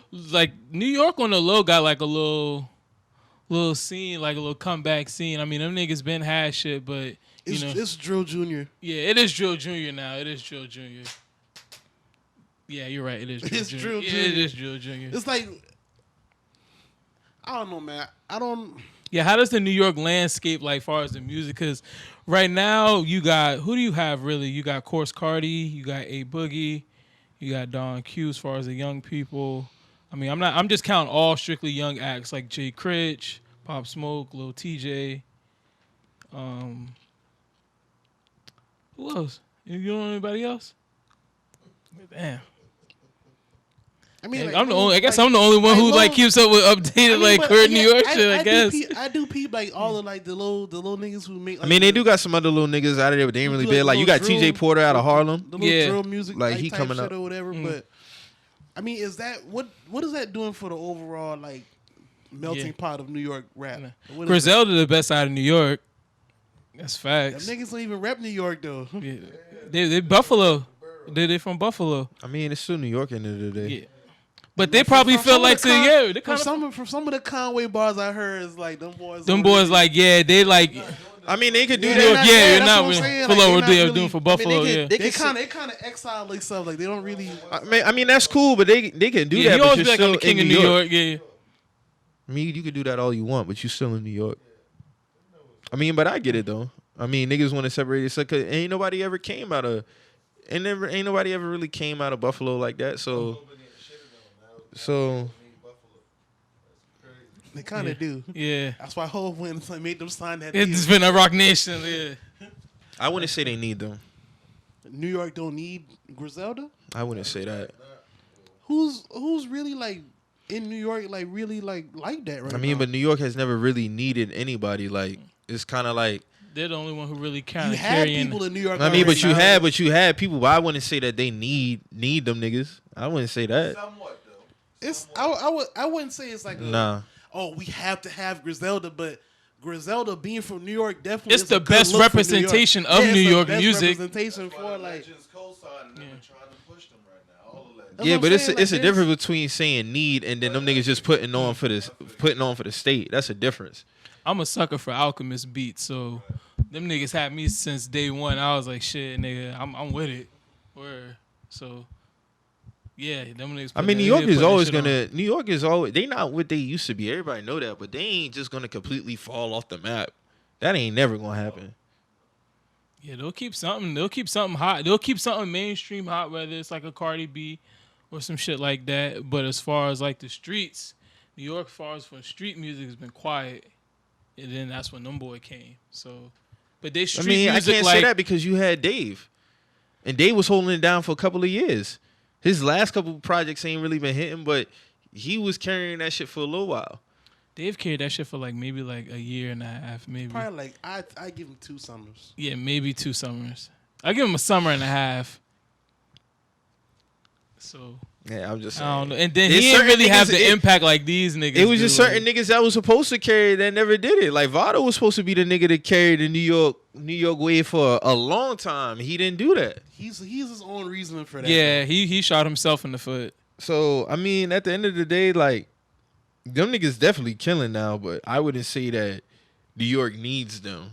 Like that's a very strong statement. No, I wouldn't say that, but I say they are the best representation they have right now. That's what I'm saying. Yeah. It's like if I had to give it to somebody, I'm gonna give it to them. Yeah, they carry the flag, so you need somebody to carry the flag. Speaking of Davies, man, Davies he's made the news. Apparently he's had a little jump off situation with 2 shorties. And these shorties got in an altercation. Did anybody go to jail behind this? Or? No, I think it's just some cited tickets. Yeah. They got tickets for being in the threesome? That's wild. That's crazy. I've never been in a threesome, so I don't know the threesome etiquette. Anybody in here who's had experience? Would you like sharing that experience? Would you like sharing that experience with the microphone? The etiquette? Is it threesome etiquette from Drew. Is it threesome etiquette? I would just say I could see where people might get jealous, you know what I'm saying, depending on the ladies. But honestly, to me, I thought it was just some goofy shit that damn shorty was pulling. She's mad that she wasn't getting enough attention. Like that coochie ain't been hitting. That's just it. Like, you know what I'm saying? Like Dave dipped in one. He's like, oh, nah, this ain't it. Let me jump in this pool. This pool's swimming better. Yeah, that's I mean, but I can see that because I mean, you can see that. I can see how that happens, bro. That's all I gotta say. So basically, she couldn't even be useful though. She couldn't be useful for nothing. That's what I'm saying. Nothing? Like, you know, like it ain't gotta Your come mouth down still work. It don't gotta be come down to no fighting now. Come on now. I know Davey's probably like, man, what the fuck? These bitches fighting? Like what? And that's the thing. Like this is what we talking about when it come to Dave. You see what I'm saying? Like it don't be his music no more, bro. And Damn, this already nigga- you logging this career like that already? No, I'm not logging his career. I'm saying lately that's what every time I hear Dave, it's about his baby mama or it's about shit like this. It's not about his music. And that's a problem with me because when I first heard him, I thought this nigga was like gonna be the next like big thing, like out of there. Like they was speaking to him like he was supposed to be like on where Cardi's at now. And I'm talking about as far as like a notoriety level. Like he's not on that level. And it's chalked up to all this extra shit. And it shouldn't be like that. I think the whole debacle on where he's from kind of played a part in that too, though, because a lot of New York niggas was coming at him about that too. So I don't know. He might have lost a lot of support in the city from that, but I don't think so. No, I don't think it's that. Niggas move and rep other cities all the time. Niggas been doing that since we just talked about that last. Tupac did it, so I can't chalk it up to that. Like that nigga's not from the West Coast. I don't care how many niggas try to spin it or nothing. He's not from the West Coast. Davey from Harlem. They been saying, yeah, but I can't equate that to why niggas don't fuck with him. He been like 1920 though. Like Pac didn't come to the West Coast till 1920, and niggas still fuck with him with his music. Pac went to the West Coast at like 15, 16. No, he didn't, bro. He went from his junior to senior year. From his junior to senior year of high school. So pretty much like 17, 18. Bro, you know how niggas protective is over the city. Like, let's be real. Like, if a nigga was to move to Charleston and he blew up at 17, 18, niggas ain't gonna say he from Charleston. Y'all niggas already be on niggas about how, oh, you ain't from Charleston, you from Somerville, or you from... Y'all niggas do that, so you can't tell me that a nigga he moved there at 16, 17 is from there. He's not from there. It just is what it is. He's not from there. So y'all gonna say this nigga is from... He's not from Harlem. That's what we saying. Yeah, but I'm not saying... But you're missing what I'm saying. What I'm saying is I'm not equating that to why niggas not fucking with him. Niggas from Harlem fuck with Dave East. Like, don't get it twisted now. Like, niggas fuck with Dave, but I just think it's his music. Niggas do, but that's not an overall spectrum, Mike. That's what I'm saying. Like, maybe that had something to do with it. Like, I don't think it's making that. Videos of him fucking up street memes. Like, they basically been saying like, how you saying you from Harlem and stuff, but you don't even know these streets, my nigga. Like, you say you on 140th and blah blah blah. That's not even. I just think it's because his music ain't hitting. I don't think it got nothing to do with him not really being from Harlem. Yeah, I did hear about that. That's all I'm saying. I think it's more the music. I think it's more the music, not just correlating. To me, Dave, like, he got a sound and he kind of drew away from the sound. Now you really kind of don't know what Dave's sound is right now. So he got to find a sound. He just getting we talking about him outside of the music too much. And then it's like, I mean, and then there's also like of art of like doing one thing very well. Like, he had that niche, but what you know what I'm saying? Because like that's the thing with artists. Like, you might have a big artist, and then you have artists who just have their niche, and then they just fucking rock with that shit, and then they grow fans from that. Like, I don't care what people say, you know, talk about like Rick Ross raps about coke all the time, or Pusha T or Griselda, them niggas. I like to hear them niggas rap about coke. They rap about coke the best. Mm-hmm. You know what I'm saying? Like, that's what I miss about Jay-Z, honestly. Word, like, you like, if this is what you know, like, when I used to hear Boosie used to talk about gunplay the best. Like, you know what I'm saying? Yeah. He had like murderous bars about how he would shoot your fucking house. Some of the slimiest bars. All right, so let me ask. So devil's advocate. So why is it okay? And this is strictly a question for Mo. So what's wrong with Cole still rapping about college life, but niggas can rap about cocaine their whole rap career? That's not what I want to hear from that nigga. Honestly, like that's cool if you want to rap about it, but that's not what I'm trying to hear. But what's wrong with that? I never said nothing wrong with that. That doesn't appease to my ear, Mike. That has nothing to do with me not liking Cole. I've given Cole roses, my nigga. That's just not what I'm trying to hear from the nigga. I'm not trying to hear college bars or a nigga always talk about the first piece of pussy he got. That's not what I'm trying to hear, bro. That's just not me. I don't care about a nigga rapping about cocaine and shit like that. Like, I feel like that's way more entertaining. Do you feel so? You don't feel like a rapper's subject matter has to change in a rap career? It don't really bother me. If Cole want to continue to rap about that, that's cool. That's just not what I subscribe to. I'm not trying to hear that shit all the time. Like Kanye West's first 3 albums was about college. All them shit been fire to me. It didn't matter. Yeah. If the shit hard is hard, I just feel like I that can shit, hear Kanye rap about college all the time. Yeah, the cold way of doing that shit wasn't hard to me. I was just asking. How you do it? If you do that shit perfectly, People will still subscribe to it. I was just asking. That's all. When I heard College Dropout, it didn't put me to sleep. Sideline story, whatever shit put me to sleep. But since then, Cole, he's made strides in certain shit. Like he's cool. Like he cool nigga. Like it's all good. So I'm just saying. I'm just asking. Does a rapper's subject matter have to change throughout their career? I mean, it don't got to. Like I just said, like I miss Jay-Z rapping about shooting niggas and doing this and that. I don't like when Jay-Z started this whole like I'm a rap about art and all this other shit. That's when he started to fall off with me. Like that shit it got corny. Like I'm like nigga, you're the braggadocious. I rap about tennis chains and flying over your tour bus type nigga. Like I'm not trying to hear none of that other shit, bro. Yeah, I like Some when niggas Jay-Z I just pop want- his shit. Yeah, I like like that's some- my favorite hole. Some niggas I just want them to keep rapping about what you came in the door rapping about. I agree. I was just asking. Like And when like- you try to do this whole like, oh, I'm grown now. Like you know, like Pusha T, what 42? Still rapping rap about about rapping that keys. shit. That up. shit was hard though. Because it's hard. Like I feel like Now I'm talking about some of that shit. That whole shit, like a lot of that shit was hard though. Some of that shit be hard, and some of that shit I just be like, yo, shut the fuck honestly up. from Blueprint No 3 offense. up until currently, like a lot of that shit ain't been hard. It been hitting. Four Between four four was hard. that was the last. That was like, but look at the Man, I time call the Holy Grail span. was trash. That's 10 But years. yeah, that's 10 years. That's a 10-year span, and I didn't even like Blueprint 3 like that. I don't like Blueprint 3. Blueprint 3 was. I'm not replaying it today, Nah, but it was pretty good for the time. not even for the time. When that shit came out, I was fucking with it. I ain't even gonna lie. Trash to me, bro. I've been trashing that album. But like 444 was a good album. That Now I was- don't like Man to Call the Holy Grail. Everybody know that. I don't fuck with that album. So, I mean, outside of that, that's all. I just wanted to ask that. That's all. Yeah, man. I just want Dave to make better music. That's it. I don't want to hear this nigga talking about his female interactions and all that kind of shit. I want to talk about the Did music. y'all hear? Did y'all see that tweet with Lloyd Banks when he was like, somebody was like, "Yo, the little fans want a Banks tape He was and like, it "Ain't nobody and checking checking for for me." I feel kind of sad, man, because That's like his- that's his fault. No, because I'm I'm a not- personal no. Lloyd Banks fan. I was like, damn, Banks, like you still could be hot out here, bruh. That's his fault, man. You really can, That's his bruh. fault. That nigga caved in. That's his fault, Yeah. bro. So I mean, if he Yeah, he didn't do enough, man. He had it too. That's what 50 said about all of them. He was like, bro, like I wanted all them niggas to be multi. Hunger for you More gotta- 2 is fire. You gotta have that shit. You gotta have that shit for yourself that you want to do this shit. Like 50 have y'all on one of the biggest platforms, and where all them niggas at now? Buck to me, Banks and Buck and Game had the best G Unit discography. I wouldn't argue that. I'm having I won't argue that.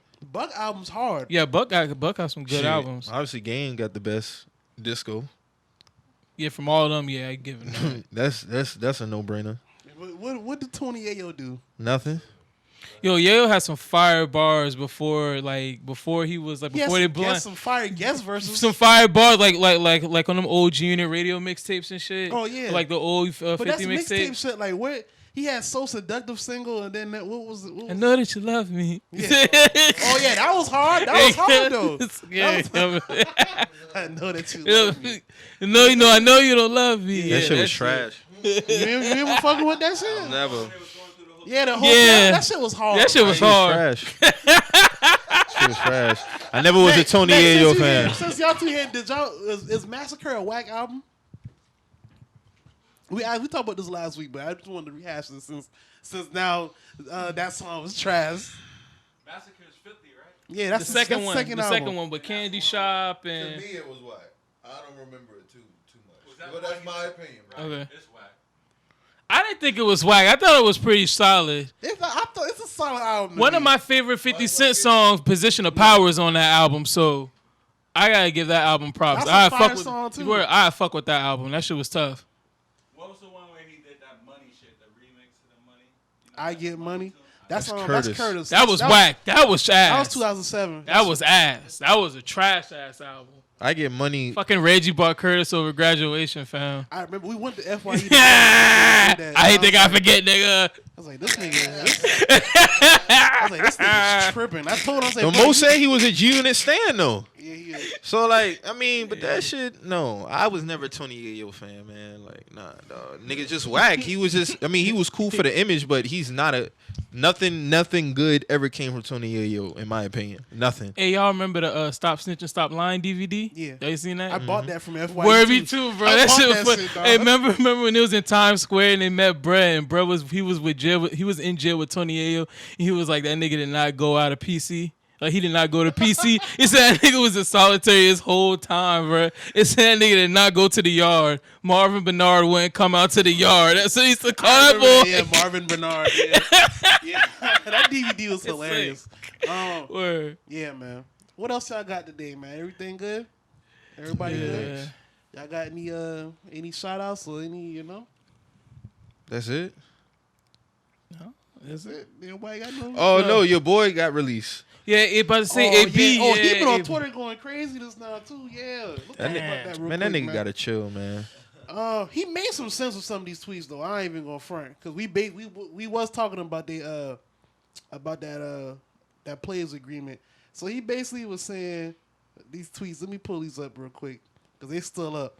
He was like, I will not be playing in the NFL anymore. These owners can cancel deals, do whatever they want at any time. We will see if the NFLPA hold them accountable. Sad they can just void guarantees any time going on $40 million in 2 months. We will see if they pay up.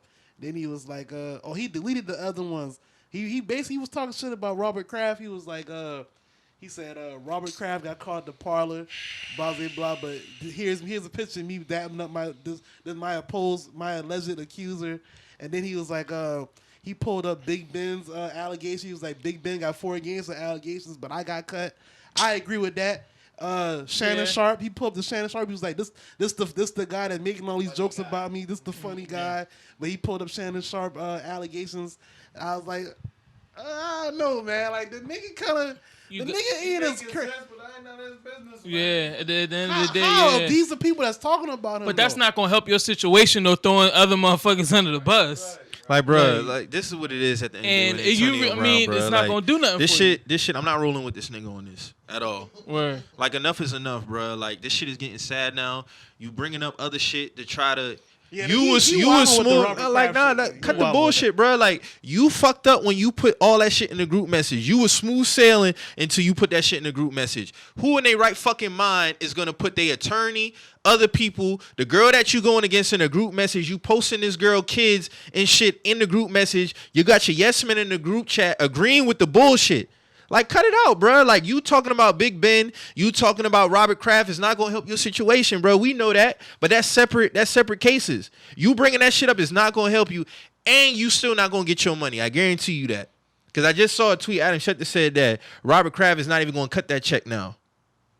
So, like, you doing all this shit, hold yourself accountable, bruh. Like, this shit, like, I was rolling with AB, but you did this dumb shit. When I saw this nigga put the shit in the group chat, I'm like, nah, dog, like, I can't roll with that. He put the girl that he's going against, his attorney and other people, to try to get information on this girl. Like, why are you doing that? He went to her Instagram page. This nigga went to her Instagram page, screenshot a picture of her kids, and was like, yeah, we need to get information. Obviously, she broke and da-da-da-da. Like, nigga, you out of pocket. Yeah, I didn't know about that. He wilding for that. You wilding. You out of pocket. That's why he got cut. That's why you got cut. Because you was smooth sailing till you did that bullshit the other day. So I can't shoot this nigga no bail on this. You out of line, bruh. You talking about Big Ben? You talking about Robert Kraft? Nah, not rolling. Get that shit out of here. Yeah, if it was one incident, hold yourself accountable for what the fuck you did. But when it's keep like snowballing and them keep crackers, doing shit, man. Nah, man, like Nah, you can he say out of fuck pocket, them crackers, bruh. but at the same time, you doing a whole bunch of unnecessary dumb you doing shit unnecessary to dumb get yourself shit. in that position. You don't even gotta be in that position, fam. Like you already did worked this. yourself out of fucking Oakland. You got yourself out of there. Well, first you got yourself out of Pittsburgh, got yourself out of Oakland, got yourself in the position you want to be in, nigga. You about to win a ring, damn near. You were going to win a ring. And then you did this. You do this. Yeah, even after they kept you after the first allegation. Word. Like, just shut up. Just shut the fuck up. Word. Shut up. If you got OJ out here telling you advice, nigga, that's how you know you wildin'. If OJ's out here giving you advice, nigga, you be like, nigga, you fucking up, dog. And this coming from me. This coming from me, nigga. This the Now throughout this whole this the big homie. Big fuck up. yeah, I am the fuck No up. word. There's no fuck up bigger than me. now throughout this whole Word, shit, you ain't never said nothing about Robert Kraft. You ain't never said nothing about Big Ben. You ain't never said nothing. Now all of a sudden, now you done got cut. Now you want to bring all this shit up. Nah, bro, no. He got too many yes men around him. That's his problem. And I see it in the comments. All them verified accounts and all them other it be players who, oh yeah, my bro, chestnut checkers and all this other shit. Y'all putting the battery in this man back. Now look at him. Now you don't want to play no more. You try to play the game, Like, and come the on, game dog. Like, played him. you fucked up. Just hold yourself accountable, man. That's it. Like, this shit went from, like, this shit just, I ain't never seen no shit like this. And it's sad, bro, because he got Hall of Fame talent. Yeah, you do. Now you don't want to play no more. All right, so now that he say he's not gonna play no more, dude, where do y'all rank him Rank him where? all time? 25 maybe? 25 Receivers or receivers. 25 maybe. 25? 25.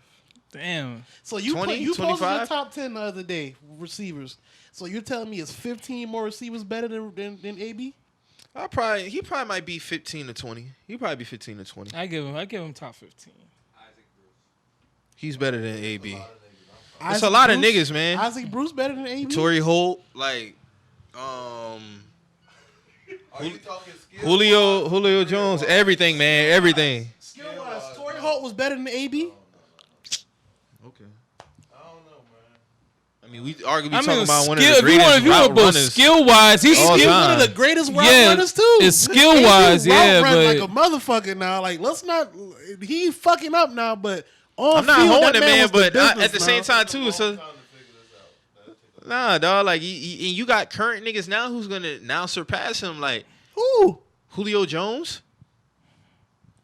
You would have had. Do you got Julio over AB now? Do I have him over AB now? Now, before all this happened, did you ever? Nah, they like 2 and 3 type.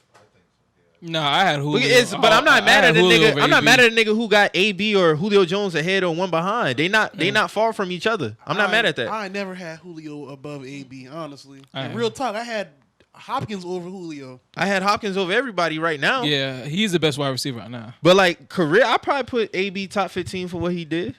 I ain't gonna say 25, probably 15. But dog, there's a lot of niggas like. But he still has some prime years left in him too, though. That's what I'm That's the saying. fuck- But I that's can't the- count that's that the now. Part.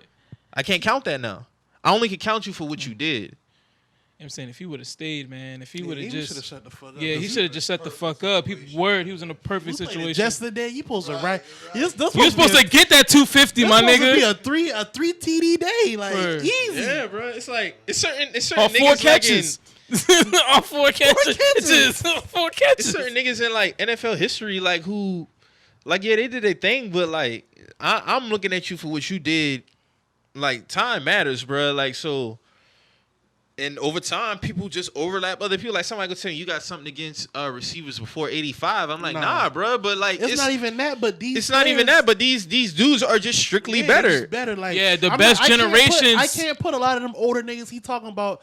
Like I look at it like this: can I place you in today's game, and can I place those players from now in yesterday's game, and how would that play out? I honestly can say I can put a lot of these wide receivers from now that like the ones that's killing now. I feel like they can thrive in yesterday's game. A lot of those players from back then, Like you're saying, like I'm not they're not doing putting nothing no today. Fred.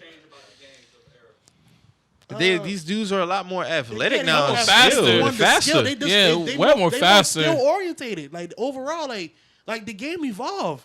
Like the skill evolved. Like everything evolves. Back man. then, Like, and we just gonna call it what it is. Back then, every position was damn near holding. A white person was damn near at every position back then. It's not like that now. Like surpass. Name me a white cornerback. that was good in NFL history? Name me one. Like, you see what I'm saying? Like, Yeah. a lot of these, it just is what it is. I'm not putting Fred Biletnikoff as no top 10 wide receiver. I can't do it.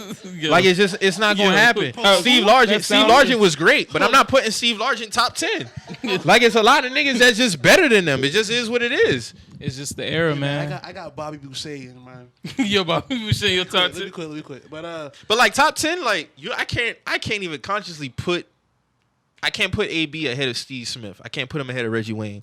I can't put him ahead of Calvin Johnson. I can't put him ahead of Andre Johnson. I can't put him ahead of Marvin Harrison. I can't put him ahead of Jerry Rice. He's on the outside looking in. I can't do it. I don't got Jerry Rice on nothing, honestly, because he cheated. Yeah, well, he used that stickum, bruh.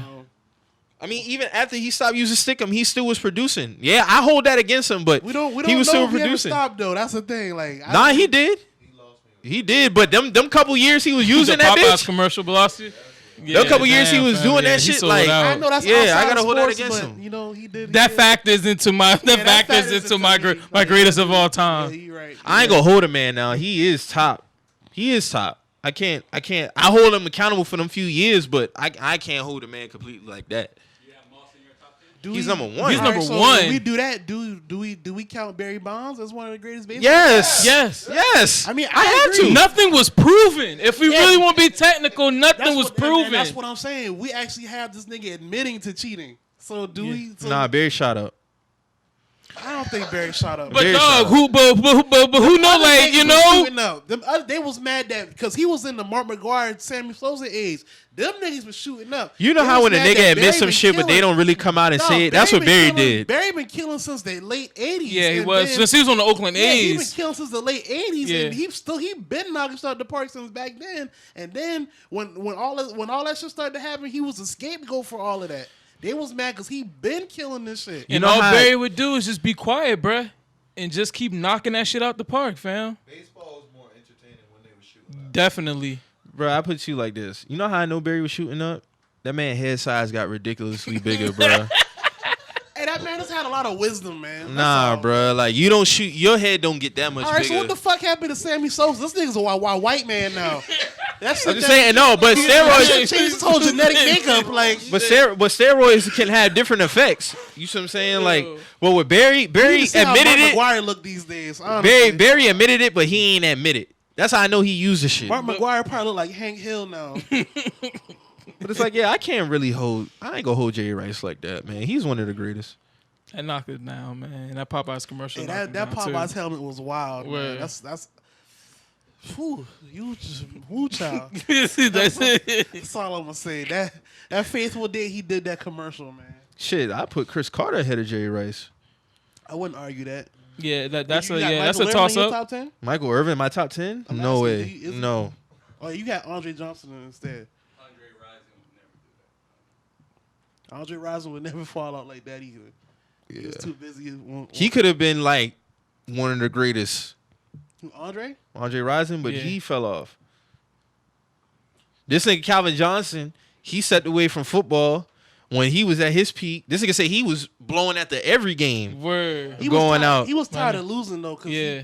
the Lions And is just a concussions. Failed, Losing and getting beat up. Lions Yeah. is a failed. This is a failed franchise. My dog said he used to roll up after every Hey, game. bro, you know what? I gotta shoot Stephen A. Smith some bail, man. And the reason why is because I never really paid attention to the shit, but niggas do get on him about the whole weed thing, but Snoop Dogg got up there and agreed with everything Stephen A. Smith said. Nobody said nothing to Snoop. So I got like if his rules implemented within your job to not smoke weed, then don't do it. They need to go back and review this shit though Yeah. because like it's a direct correlation between weed and helping with pain and concussions. And Yeah. shit. We know that, but if it's within the rules, you can't do it. You still got to play by Yeah. the rules. And I feel like a lot of when I was like, damn, I never noticed that Snoop went up there and actually agreed with the shit, but nobody killed him for the shit. Everybody killed I don't Stephen A. think I Smith saw for that. I it. probably would have killed that nigga if I saw that, honestly. Because Yeah. Deeper than that, though, the rules need to be changed. Yeah. The rules, we know the rules need to be changed, but if the when- rules ain't gonna like- change, like AB was saying, when they do this, when the NFL PA they sit down and do this whole shit they got to do because the lockout coming. When they do all this shit, we need to be a top a top Yeah. priority within it. Oh, and get Paul Feinbaum the fuck out of here, bro. And I've been waiting for somebody to light his ass up. And honestly, they ain't really light him up how they had need to, because he been that white Yeah, dude? talking shit about Cam. He Yeah. got his hating. career off the back of that Alabama and Auburn game, bro. Like, he got it off of that Cam Newton game, and for him to just completely kill that man and take it outside of football, that's the shit I don't like. Y'all sit y'all ass up there and y'all praise Eli Manning. You doing it with Gardner Minshew right now, but when Cam threw for 400 his first 2 games, it was all these excuses in the fucking world. Like, for you to get up there and say, for you to come out there and say this man ain't never care about nobody else but him. This man has done a plethora of things for the city of Charlotte. He's done a plenty of things for Atlanta. Like, he always gave back. So for you to take it outside of football, that lets me know. And I already knew this, but for you to put it on front sheet, like fuck you, bro. Like, who are you to say anything about Cam and what he Cam is do? the only thing moving in Charlotte. Like, he damn sure ain't the revived Hornets, the city, like, bro. He word. revived the city, single-handedly revived that franchise and that city. But you know what it is though, because when you call them out, when you call them crackers out for this shit, they have the same reaction, because when Ryan Clark was finished ethering his ass, Hell he yeah. had nothing. He was on his heels. He was like, well, I don't know why y'all sitting up there getting all mad about you guys it. are just up. You guys are up in arms, and you know, it's just Ain't nothing gonna change. I'm really racist, but I just didn't know how to say it. But you know, I just That's didn't- basically what he's that's saying, basically what bruh. I'm saying, like, like Mike said, dog, fuck y'all, like, you know what I'm saying, like, And that's why I want y'all this do nigga to win so they do this bad, with bruh. every black quarterback, Yeah. already, Yeah, bruh. But it's like, I don't know, man. Like, what? Like you That's just why I brought want up that nigga to win so bad, bro, because of shit like that. Like, when that you- shit You had. just brought up the Gardner Minshew dude, and it's like, all right, Yeah, he's cool. bro, this man elite now? No, like they asking this nigga if he's elite, and they do the same corny shit. Like they like white quarterbacks that somehow Great White Hope. that somehow embody black culture, but they don't like the actual black quarterbacks who are black culture. You know what I'm saying? Yeah. So like when Ryan Fitzpatrick was wearing Deshaun Jackson clothes at the podium when he was killing it in Tampa Bay. Ryan, he's Fitzmagic, and you know he's wearing Deshaun's chains. Oh my God, blah blah blah. When Ryan Marshall he get off the plane with the button up and shit like that. Cameron dressed like that for the past 5 years, and niggas and It's you clown, got- it's jokes. It's jokes. But when Garden do this shit, he's the next. Is he elite? Like, come on, bro. Like, enough is enough, cut bro. the Like, bullshit it's out cut the that y'all bullshit. do, And bro. it's like, bro, like, I don't like how people just leapfrog 2017 and 18. Like, 17 and 18, Cam was having great years. He had a great year 2017. Like, yeah, the stats might 22 and 16. Okay, cool, but this man led us to an 11-5 record with bullshit receivers. You see what I'm saying? He's done it. So that's why I don't always chalk it up to, oh, well, he didn't have this. But, dog, I seen this man do it. So when y'all get up here and y'all really automatically gonna praise Gardner Minshew off of one fucking game? I mean, that's But y'all always talk about how, outside of Cam's Super Bowl year, he's done nothing. That's a lie. Like, that's bullshit. I seen this man. His only really bad year was 2016. Hey man, it's the That's it. privilege. It's the Yeah, man. privilege, So that shit was. Paul Feinbaum just went in on that. I'm like, damn, bro. That was like, some built up. That was No, a built up I'm animosity. glad- I'm No, glad- he Built from up Alabama. No, animosity. he's from Alabama, so I know he's racist. Yeah. Like, I know he's racist, bro. I'm glad Ryan Clark stepped up though. Yeah. Like, I Paul think- Feinbaum, I know he, like, I've been, like, ever since that game, and he kind of got on the SEC network and all this shit, like, he just reeks of that. Like, he's not the only one. Like, Will Kane, he's another one. Yeah. You see what I'm saying? It's a lot of them boys who, they not going to come out and say it, though, but I know what time it is. They good old boys. Because Yeah. you know what it is, like, with Will Kane, every time the Colin Kaepernick situation came up, he got very emotional. Very, very emotional. And that said a lot to me. It's like, bro, why you always get so emotional over this topic? Like, that just tells me everything that I need to know. But for you to go in, for Paul to go in on Cam Newton like that, and you don't even know what this man be doing for the city, Yeah, that was like, yeah, dog, you out of they pocket. know. They know. They It's not going to they acknowledge know. it. Yeah, that's the thing. These crackers know. You know what I'm saying? They know what's going on. It's just they try to minimize that shit to maximize the whatever bullshit. Yeah. that They they wanna want. How you Yeah, how you on gonna sit up special. there and praise Eli Manning? That man been trash for the past 5-6 years. That man ain't had a playoff win since he beat the Patriots in 2011. That was 8 years ago. So let's keep it on. So in 5, it's 8 years. He's been Yeah. trash. He's been trash for damn near a decade. This nigga got he luckily got 2 Super Bowls. Like He's he going should to have this- lost. He should have lost. He should have lost the fucking second one. He should have lost the first This one. one. That's the first First one. fucking one. The David Tyree catch was more Yeah. crazy than the Manningham catch. Yeah. Like, you got off on that. And another thing, this man retired. This man got benched 116. Them boy did that so that man can stay at 500. So you talking about a quarterback who barely 500, who ain't won a playoff game since 2011. Like, what are we really talking about? But y'all praise, y'all want to give this man flowers, but then you want to kill Cam. Cam has been a way better quarterback than Cam Newton is. I mean, Eli Manning will ever be. And that's just facts. Eli Manning is a product of his last fucking name.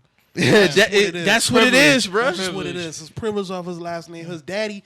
Y'all talk about. Oh, his daddy was trash. Y'all talk about LeVar Ball, but y'all never speak about how Archie Manning be speaking up for his. He the reason why Saints fans was wearing bags over their fucking heads. Exactly, but we talk about we scrutinize LeVar Ball for speaking up for his kids. I ain't never seen nobody drag Archie Manning, and he been trashing the fucking league. Bro, this man got Eli out of San Diego, bro. But when LeVar Ball said when Lonzo gonna play for the Lakers, y'all ain't say shit. But y'all praise Archie for getting Eli out of San Diego. I remember that shit like it was yesterday. I remember it too. Like, come on, bro. How you just gonna force your way out of San Diego because you don't fuck with Marty Schottenheimer? What kind of shit is that? Yeah, I was whack. Like, that shit was whack, bro. I just want y'all to be real. Like, it's race. Call a spade a spade, bro. Say it's race, so I know how to handle. No, but Archie Manning what didn't get no flack for that shit, bro. He got no flack behind that shit. Like, how you gonna force your way out of a draft pick? Saying, "Oh, my son ain't gonna play." Eli ain't saying shit. he ain't saying shit. Then add insult to injury, when he did get drafted by the Chargers, he went up there by himself and held up the jersey. Then when they did the trade, he went back up there with all his family, with the Giants, and he took, like, come on, dog. Get that shit out of here, man. But yeah, man, fuck them crackers, man. we got the Cardinals today, and Kyle Allen's my quarterback, so I got to roll with my dog. It's a critical game. I don't want to see y'all go 0-3, man. I really don't. I'm rolling with Kyle Allen until Cam Newton get, and there's a bunch of lying going on, but that's what comes. I've accepted. Is Cam in a boot for real? This man was in a boot Friday talking about he's gonna be ready to go for practice on Wednesday. Nigga, How? He in a boot. How? He in a boot. Like, stop. Nigga. Y'all need to stick this man until the bye week, bruh. That's where I'm at with it. Said I don't give a fuck what y'all reporting. When is bye week for y'all? Like, week after we leave London, so that's like week 6, 7. That's a month. Sit him. It's a lot of losing between them times, though. I don't know. That's based off. That's based off what Kyle Allen do. A lot of potential losing. Yeah, I'm not going to shit on Kyle I'm Allen. not going to shit on him, bro. Like, I seen what he can do, and he ain't got to do too much. You got the weapons around you. Just go out there and do what you do. But I tell you what, if we go, me our first game, I wouldn't give it a game. You see what I'm saying? But based off what he did last year, Kyle Allen's pretty good. But I say this: if he rip off 4 straight wins, I'm not bringing Cam back. I wouldn't. Damn, so you closing that chapter right no, there. No, I'm saying I wouldn't bring him back this season. I wouldn't. But you went on record saying if these niggas suck this year, you gotta. Yeah, because they don't owe him. All his guaranteed money has been earned, so they don't have no. They don't have nothing. Mike is nothing clearing owed the to books, him. guys. Where? He's clearing the books, and then bruh, it's not. It's no emotion attached to it. Like, I fuck with Cam. I want to see this nigga win. But I'm just saying, what team would do that? What team would do that? It happened with Alex Smith and Colin Kaepernick. He went out because of injury, and guess what? Colin Kaepernick kept that job. It just comes with it because you can't fuck with a team's chemistry if somebody coming in there blazing. Now, if he's struggling within the wins, I can see them bringing Cam back.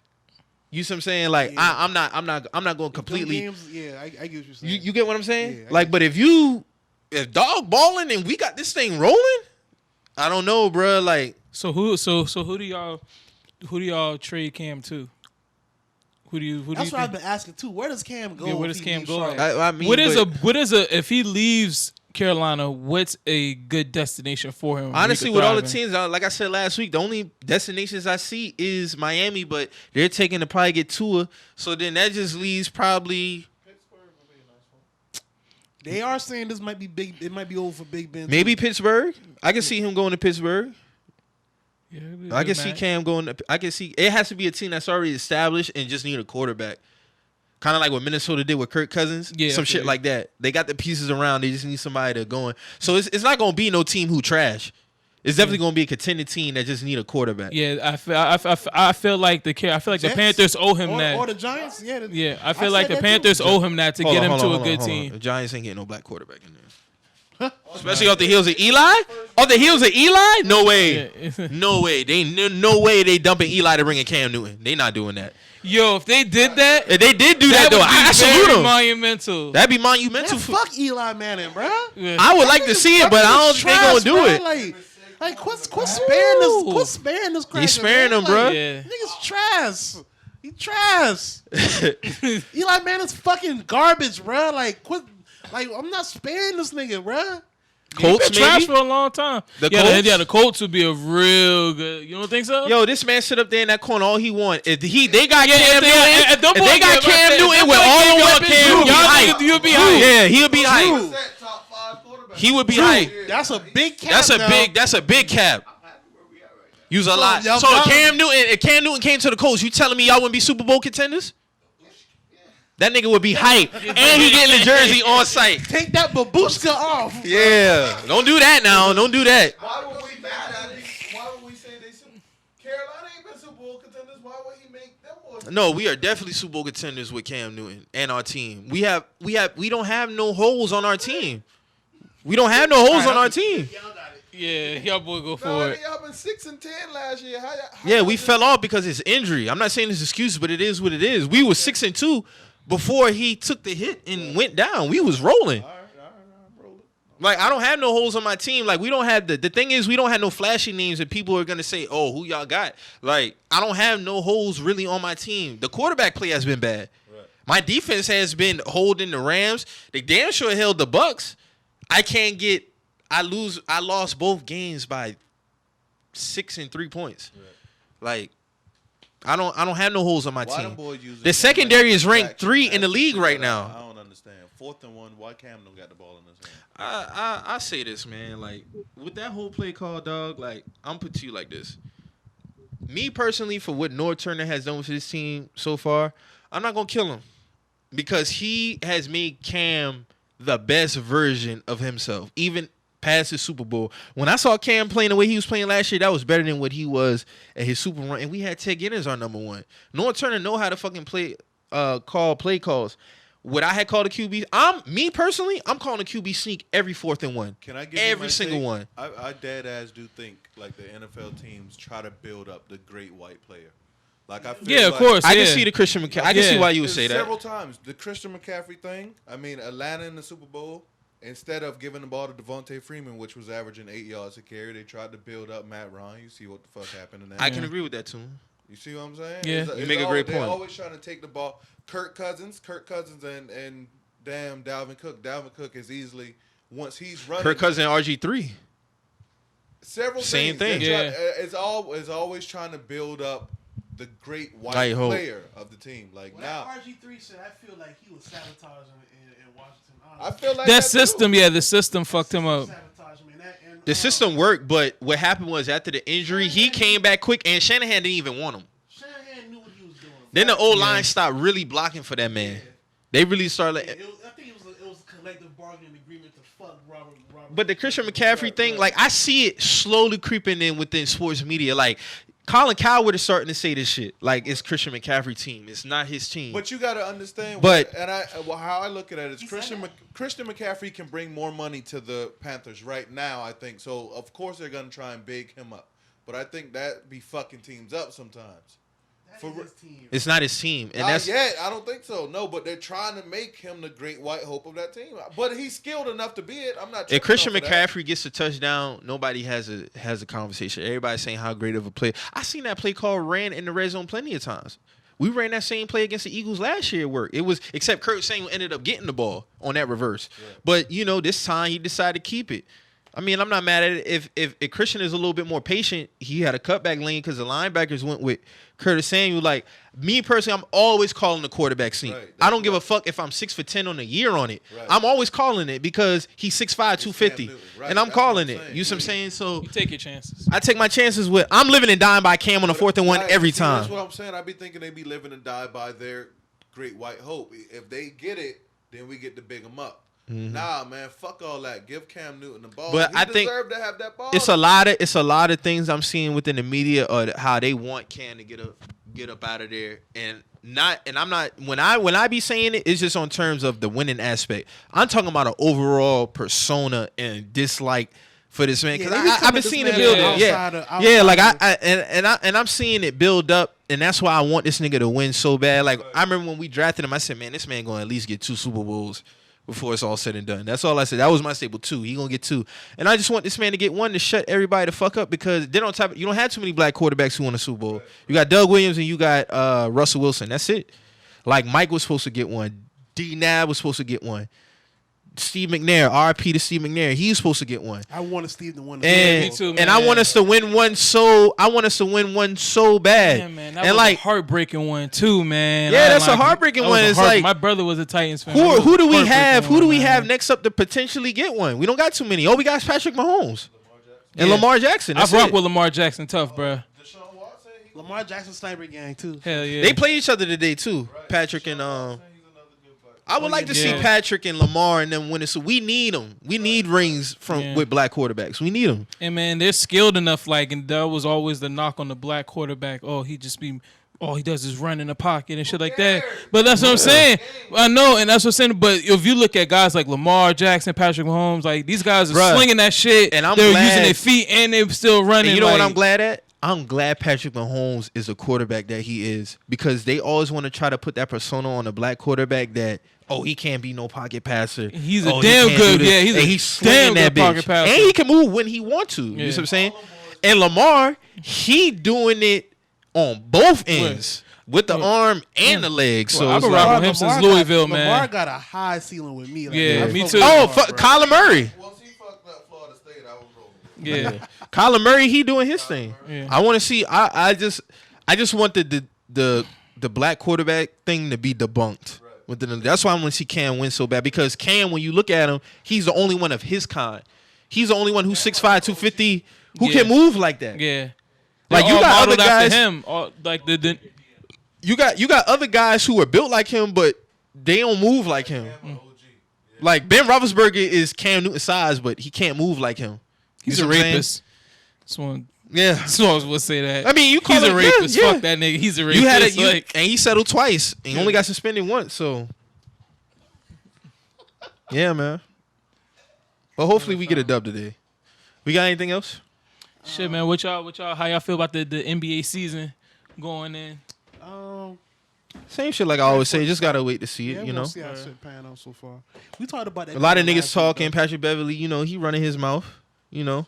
Dog, Patrick Beverly Everybody looks good on paper, but niggas be getting off on Patrick Beverly. I saw this. Is this whole lockdown shit like a myth with Patrick? It is a myth because every time I see niggas ball against this nigga, like every time I see Russell Westbrook be going off on this nigga, dog. They still dropping at least 25. Word, you know it's the antics. It's the antics. And niggas always gonna be on some. Well, he makes it hard for them. Like niggas, the NBA, nothing is easy.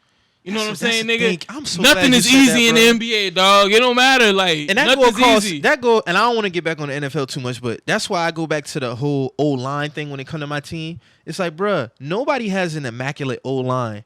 Like, Dak Prescott got sacked 58 times last year, but the Cowboys get dubbed as having the best O-line. Why the fuck are we paying the D linemen all this money if they ain't getting sacks?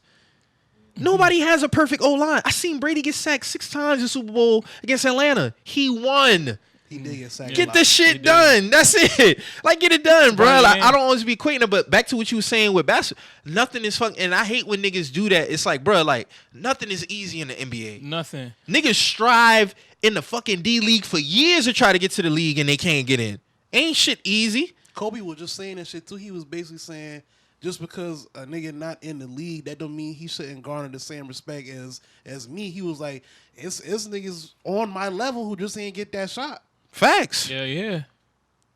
I know Marcus can more so attest to that because you actually played a lot more organized ball than a lot of niggas. Like, bro, like, that shit ain't easy. It's not, bro. And then you came across some niggas who in the league. So. Yeah, so it's like when you play against niggas, even from like a D2 perspective, the D2 nigga going to any D1 school and bust their ass. You just don't know how they got there. It could be a situation where they could have been D1 and they ended up getting into some shit, and so they had to go play D2, or it could have been a nigga who was at first playing D2, and then he might have caught his growth spurt. And that's why I And agree with what boom. you're saying about You know what I'm Patrick saying? Beverly. Like, he's not locking anything down Nah, because it's you hard, make it bruh. hard. It's hard to lock down somebody in the NBA. It's hard. It's hard. It's hard to lock down people in college. Like, you guys, there's some niggas out there, you could go to a small NINA school, and they out there ripping that shit for 30 a game, bruh.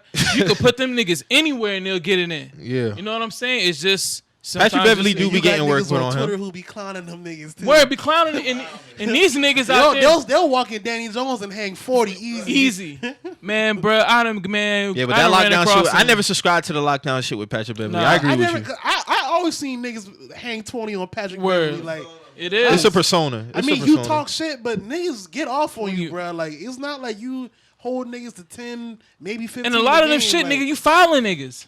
Yeah, Yeah. he injured Russell Westbrook. Like, you injured this man. It's, like I said, everybody gonna have to show and prove. Everybody looks good on paper. Like I say, my opinion, Lakers got the best front court. I think the Rockets have the best back court right now. That's just me in my opinion. So a lot I of this wouldn't shit, argue that at all. Yeah, I wouldn't a lot argue of that. shit. When you got LeBron, AD, Kuz in the front court, like, come on, what are we really talking about? Then you got Russ. Niggas say what they want to say. Russ and Harden in the back court right now.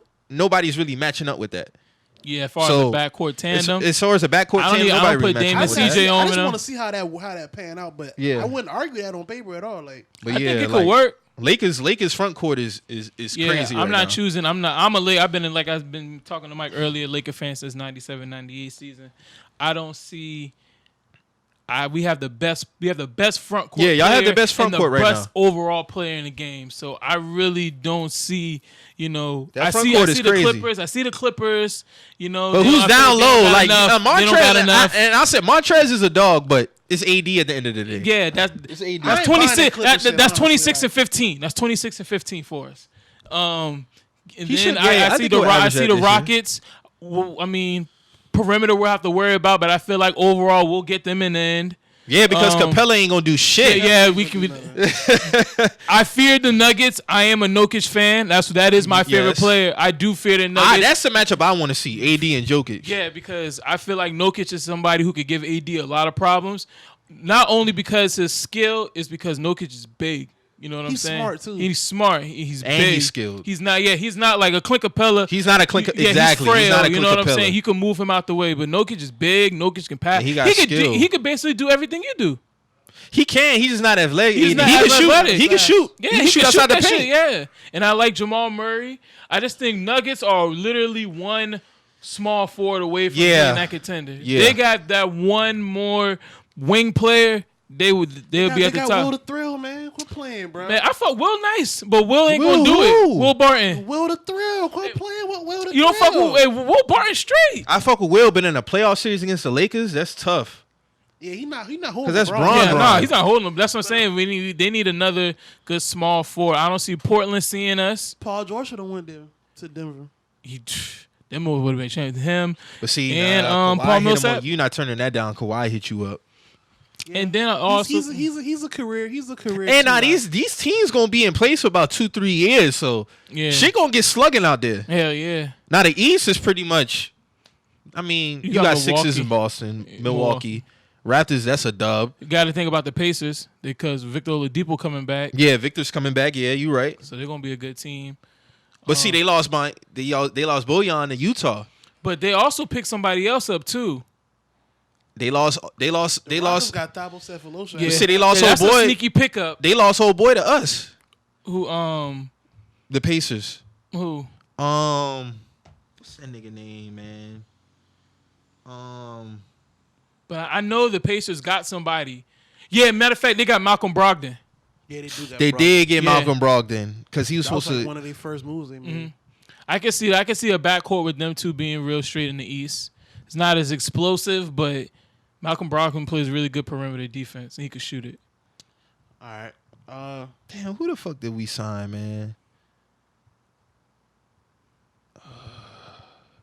That nigga from the Pacers, he was putting up numbers What's up? too. And then you got a 2020 prediction? Thaddeus. Thaddeus Young? Yeah. Keep that. What'd you say? I said, and don't you got your 2020 prediction for the Bulls? Is 2020 up?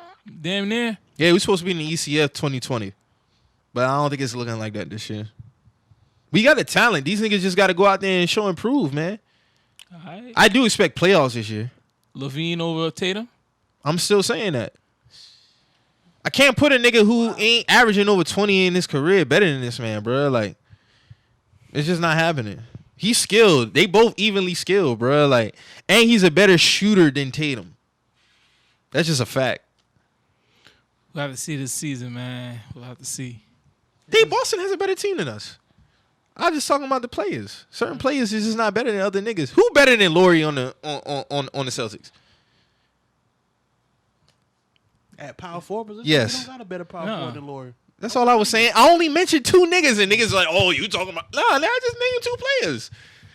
That's it. I was just having fun, bro. It just is what it is. Yeah, USA bounce back. Because if Laurie was on the Celtics, then niggas would automatically put them as one of the best teams in the East. Oh, we had Laurie at PF. It's a wrap. All right, then. That's what I'm saying. Like, niggas know what time it is with Laurie. We just ain't been to the playoff. Laurie is, like, honestly, bro, like, He's nice. he got potential to be a great. Yeah. Give you that. So, yeah, man. What else? That's it? I'm good, Everybody guys. shout outs. Y'all good? Mick, No, you man. got any shout outs? Mecca Don in the building? Drewski, you got any shout outs, bro? As always. Shout out to wedding season, man. That's going on Yeah, right here, man. man. A lot of Got another one to of- go to in a few weeks. yeah, a lot of broom jumping going on in the city, man. I'm happy for y'all. Y'all found a true love, man. That gives me hope. Just don't find those divorce papers first. Yo, I'm sorry, guys. I'm sorry to be so pessimistic. I'm just saying. I'm sorry. Hey, my dog pulled the Terrence Howard off Best Man, man. That shit was hilarious, all right, guys. bro. With that being said, if you hear anything on this song, I don't give a fuck what none of y'all niggas say. that get you in your feelings, always remember, We just invested. we out.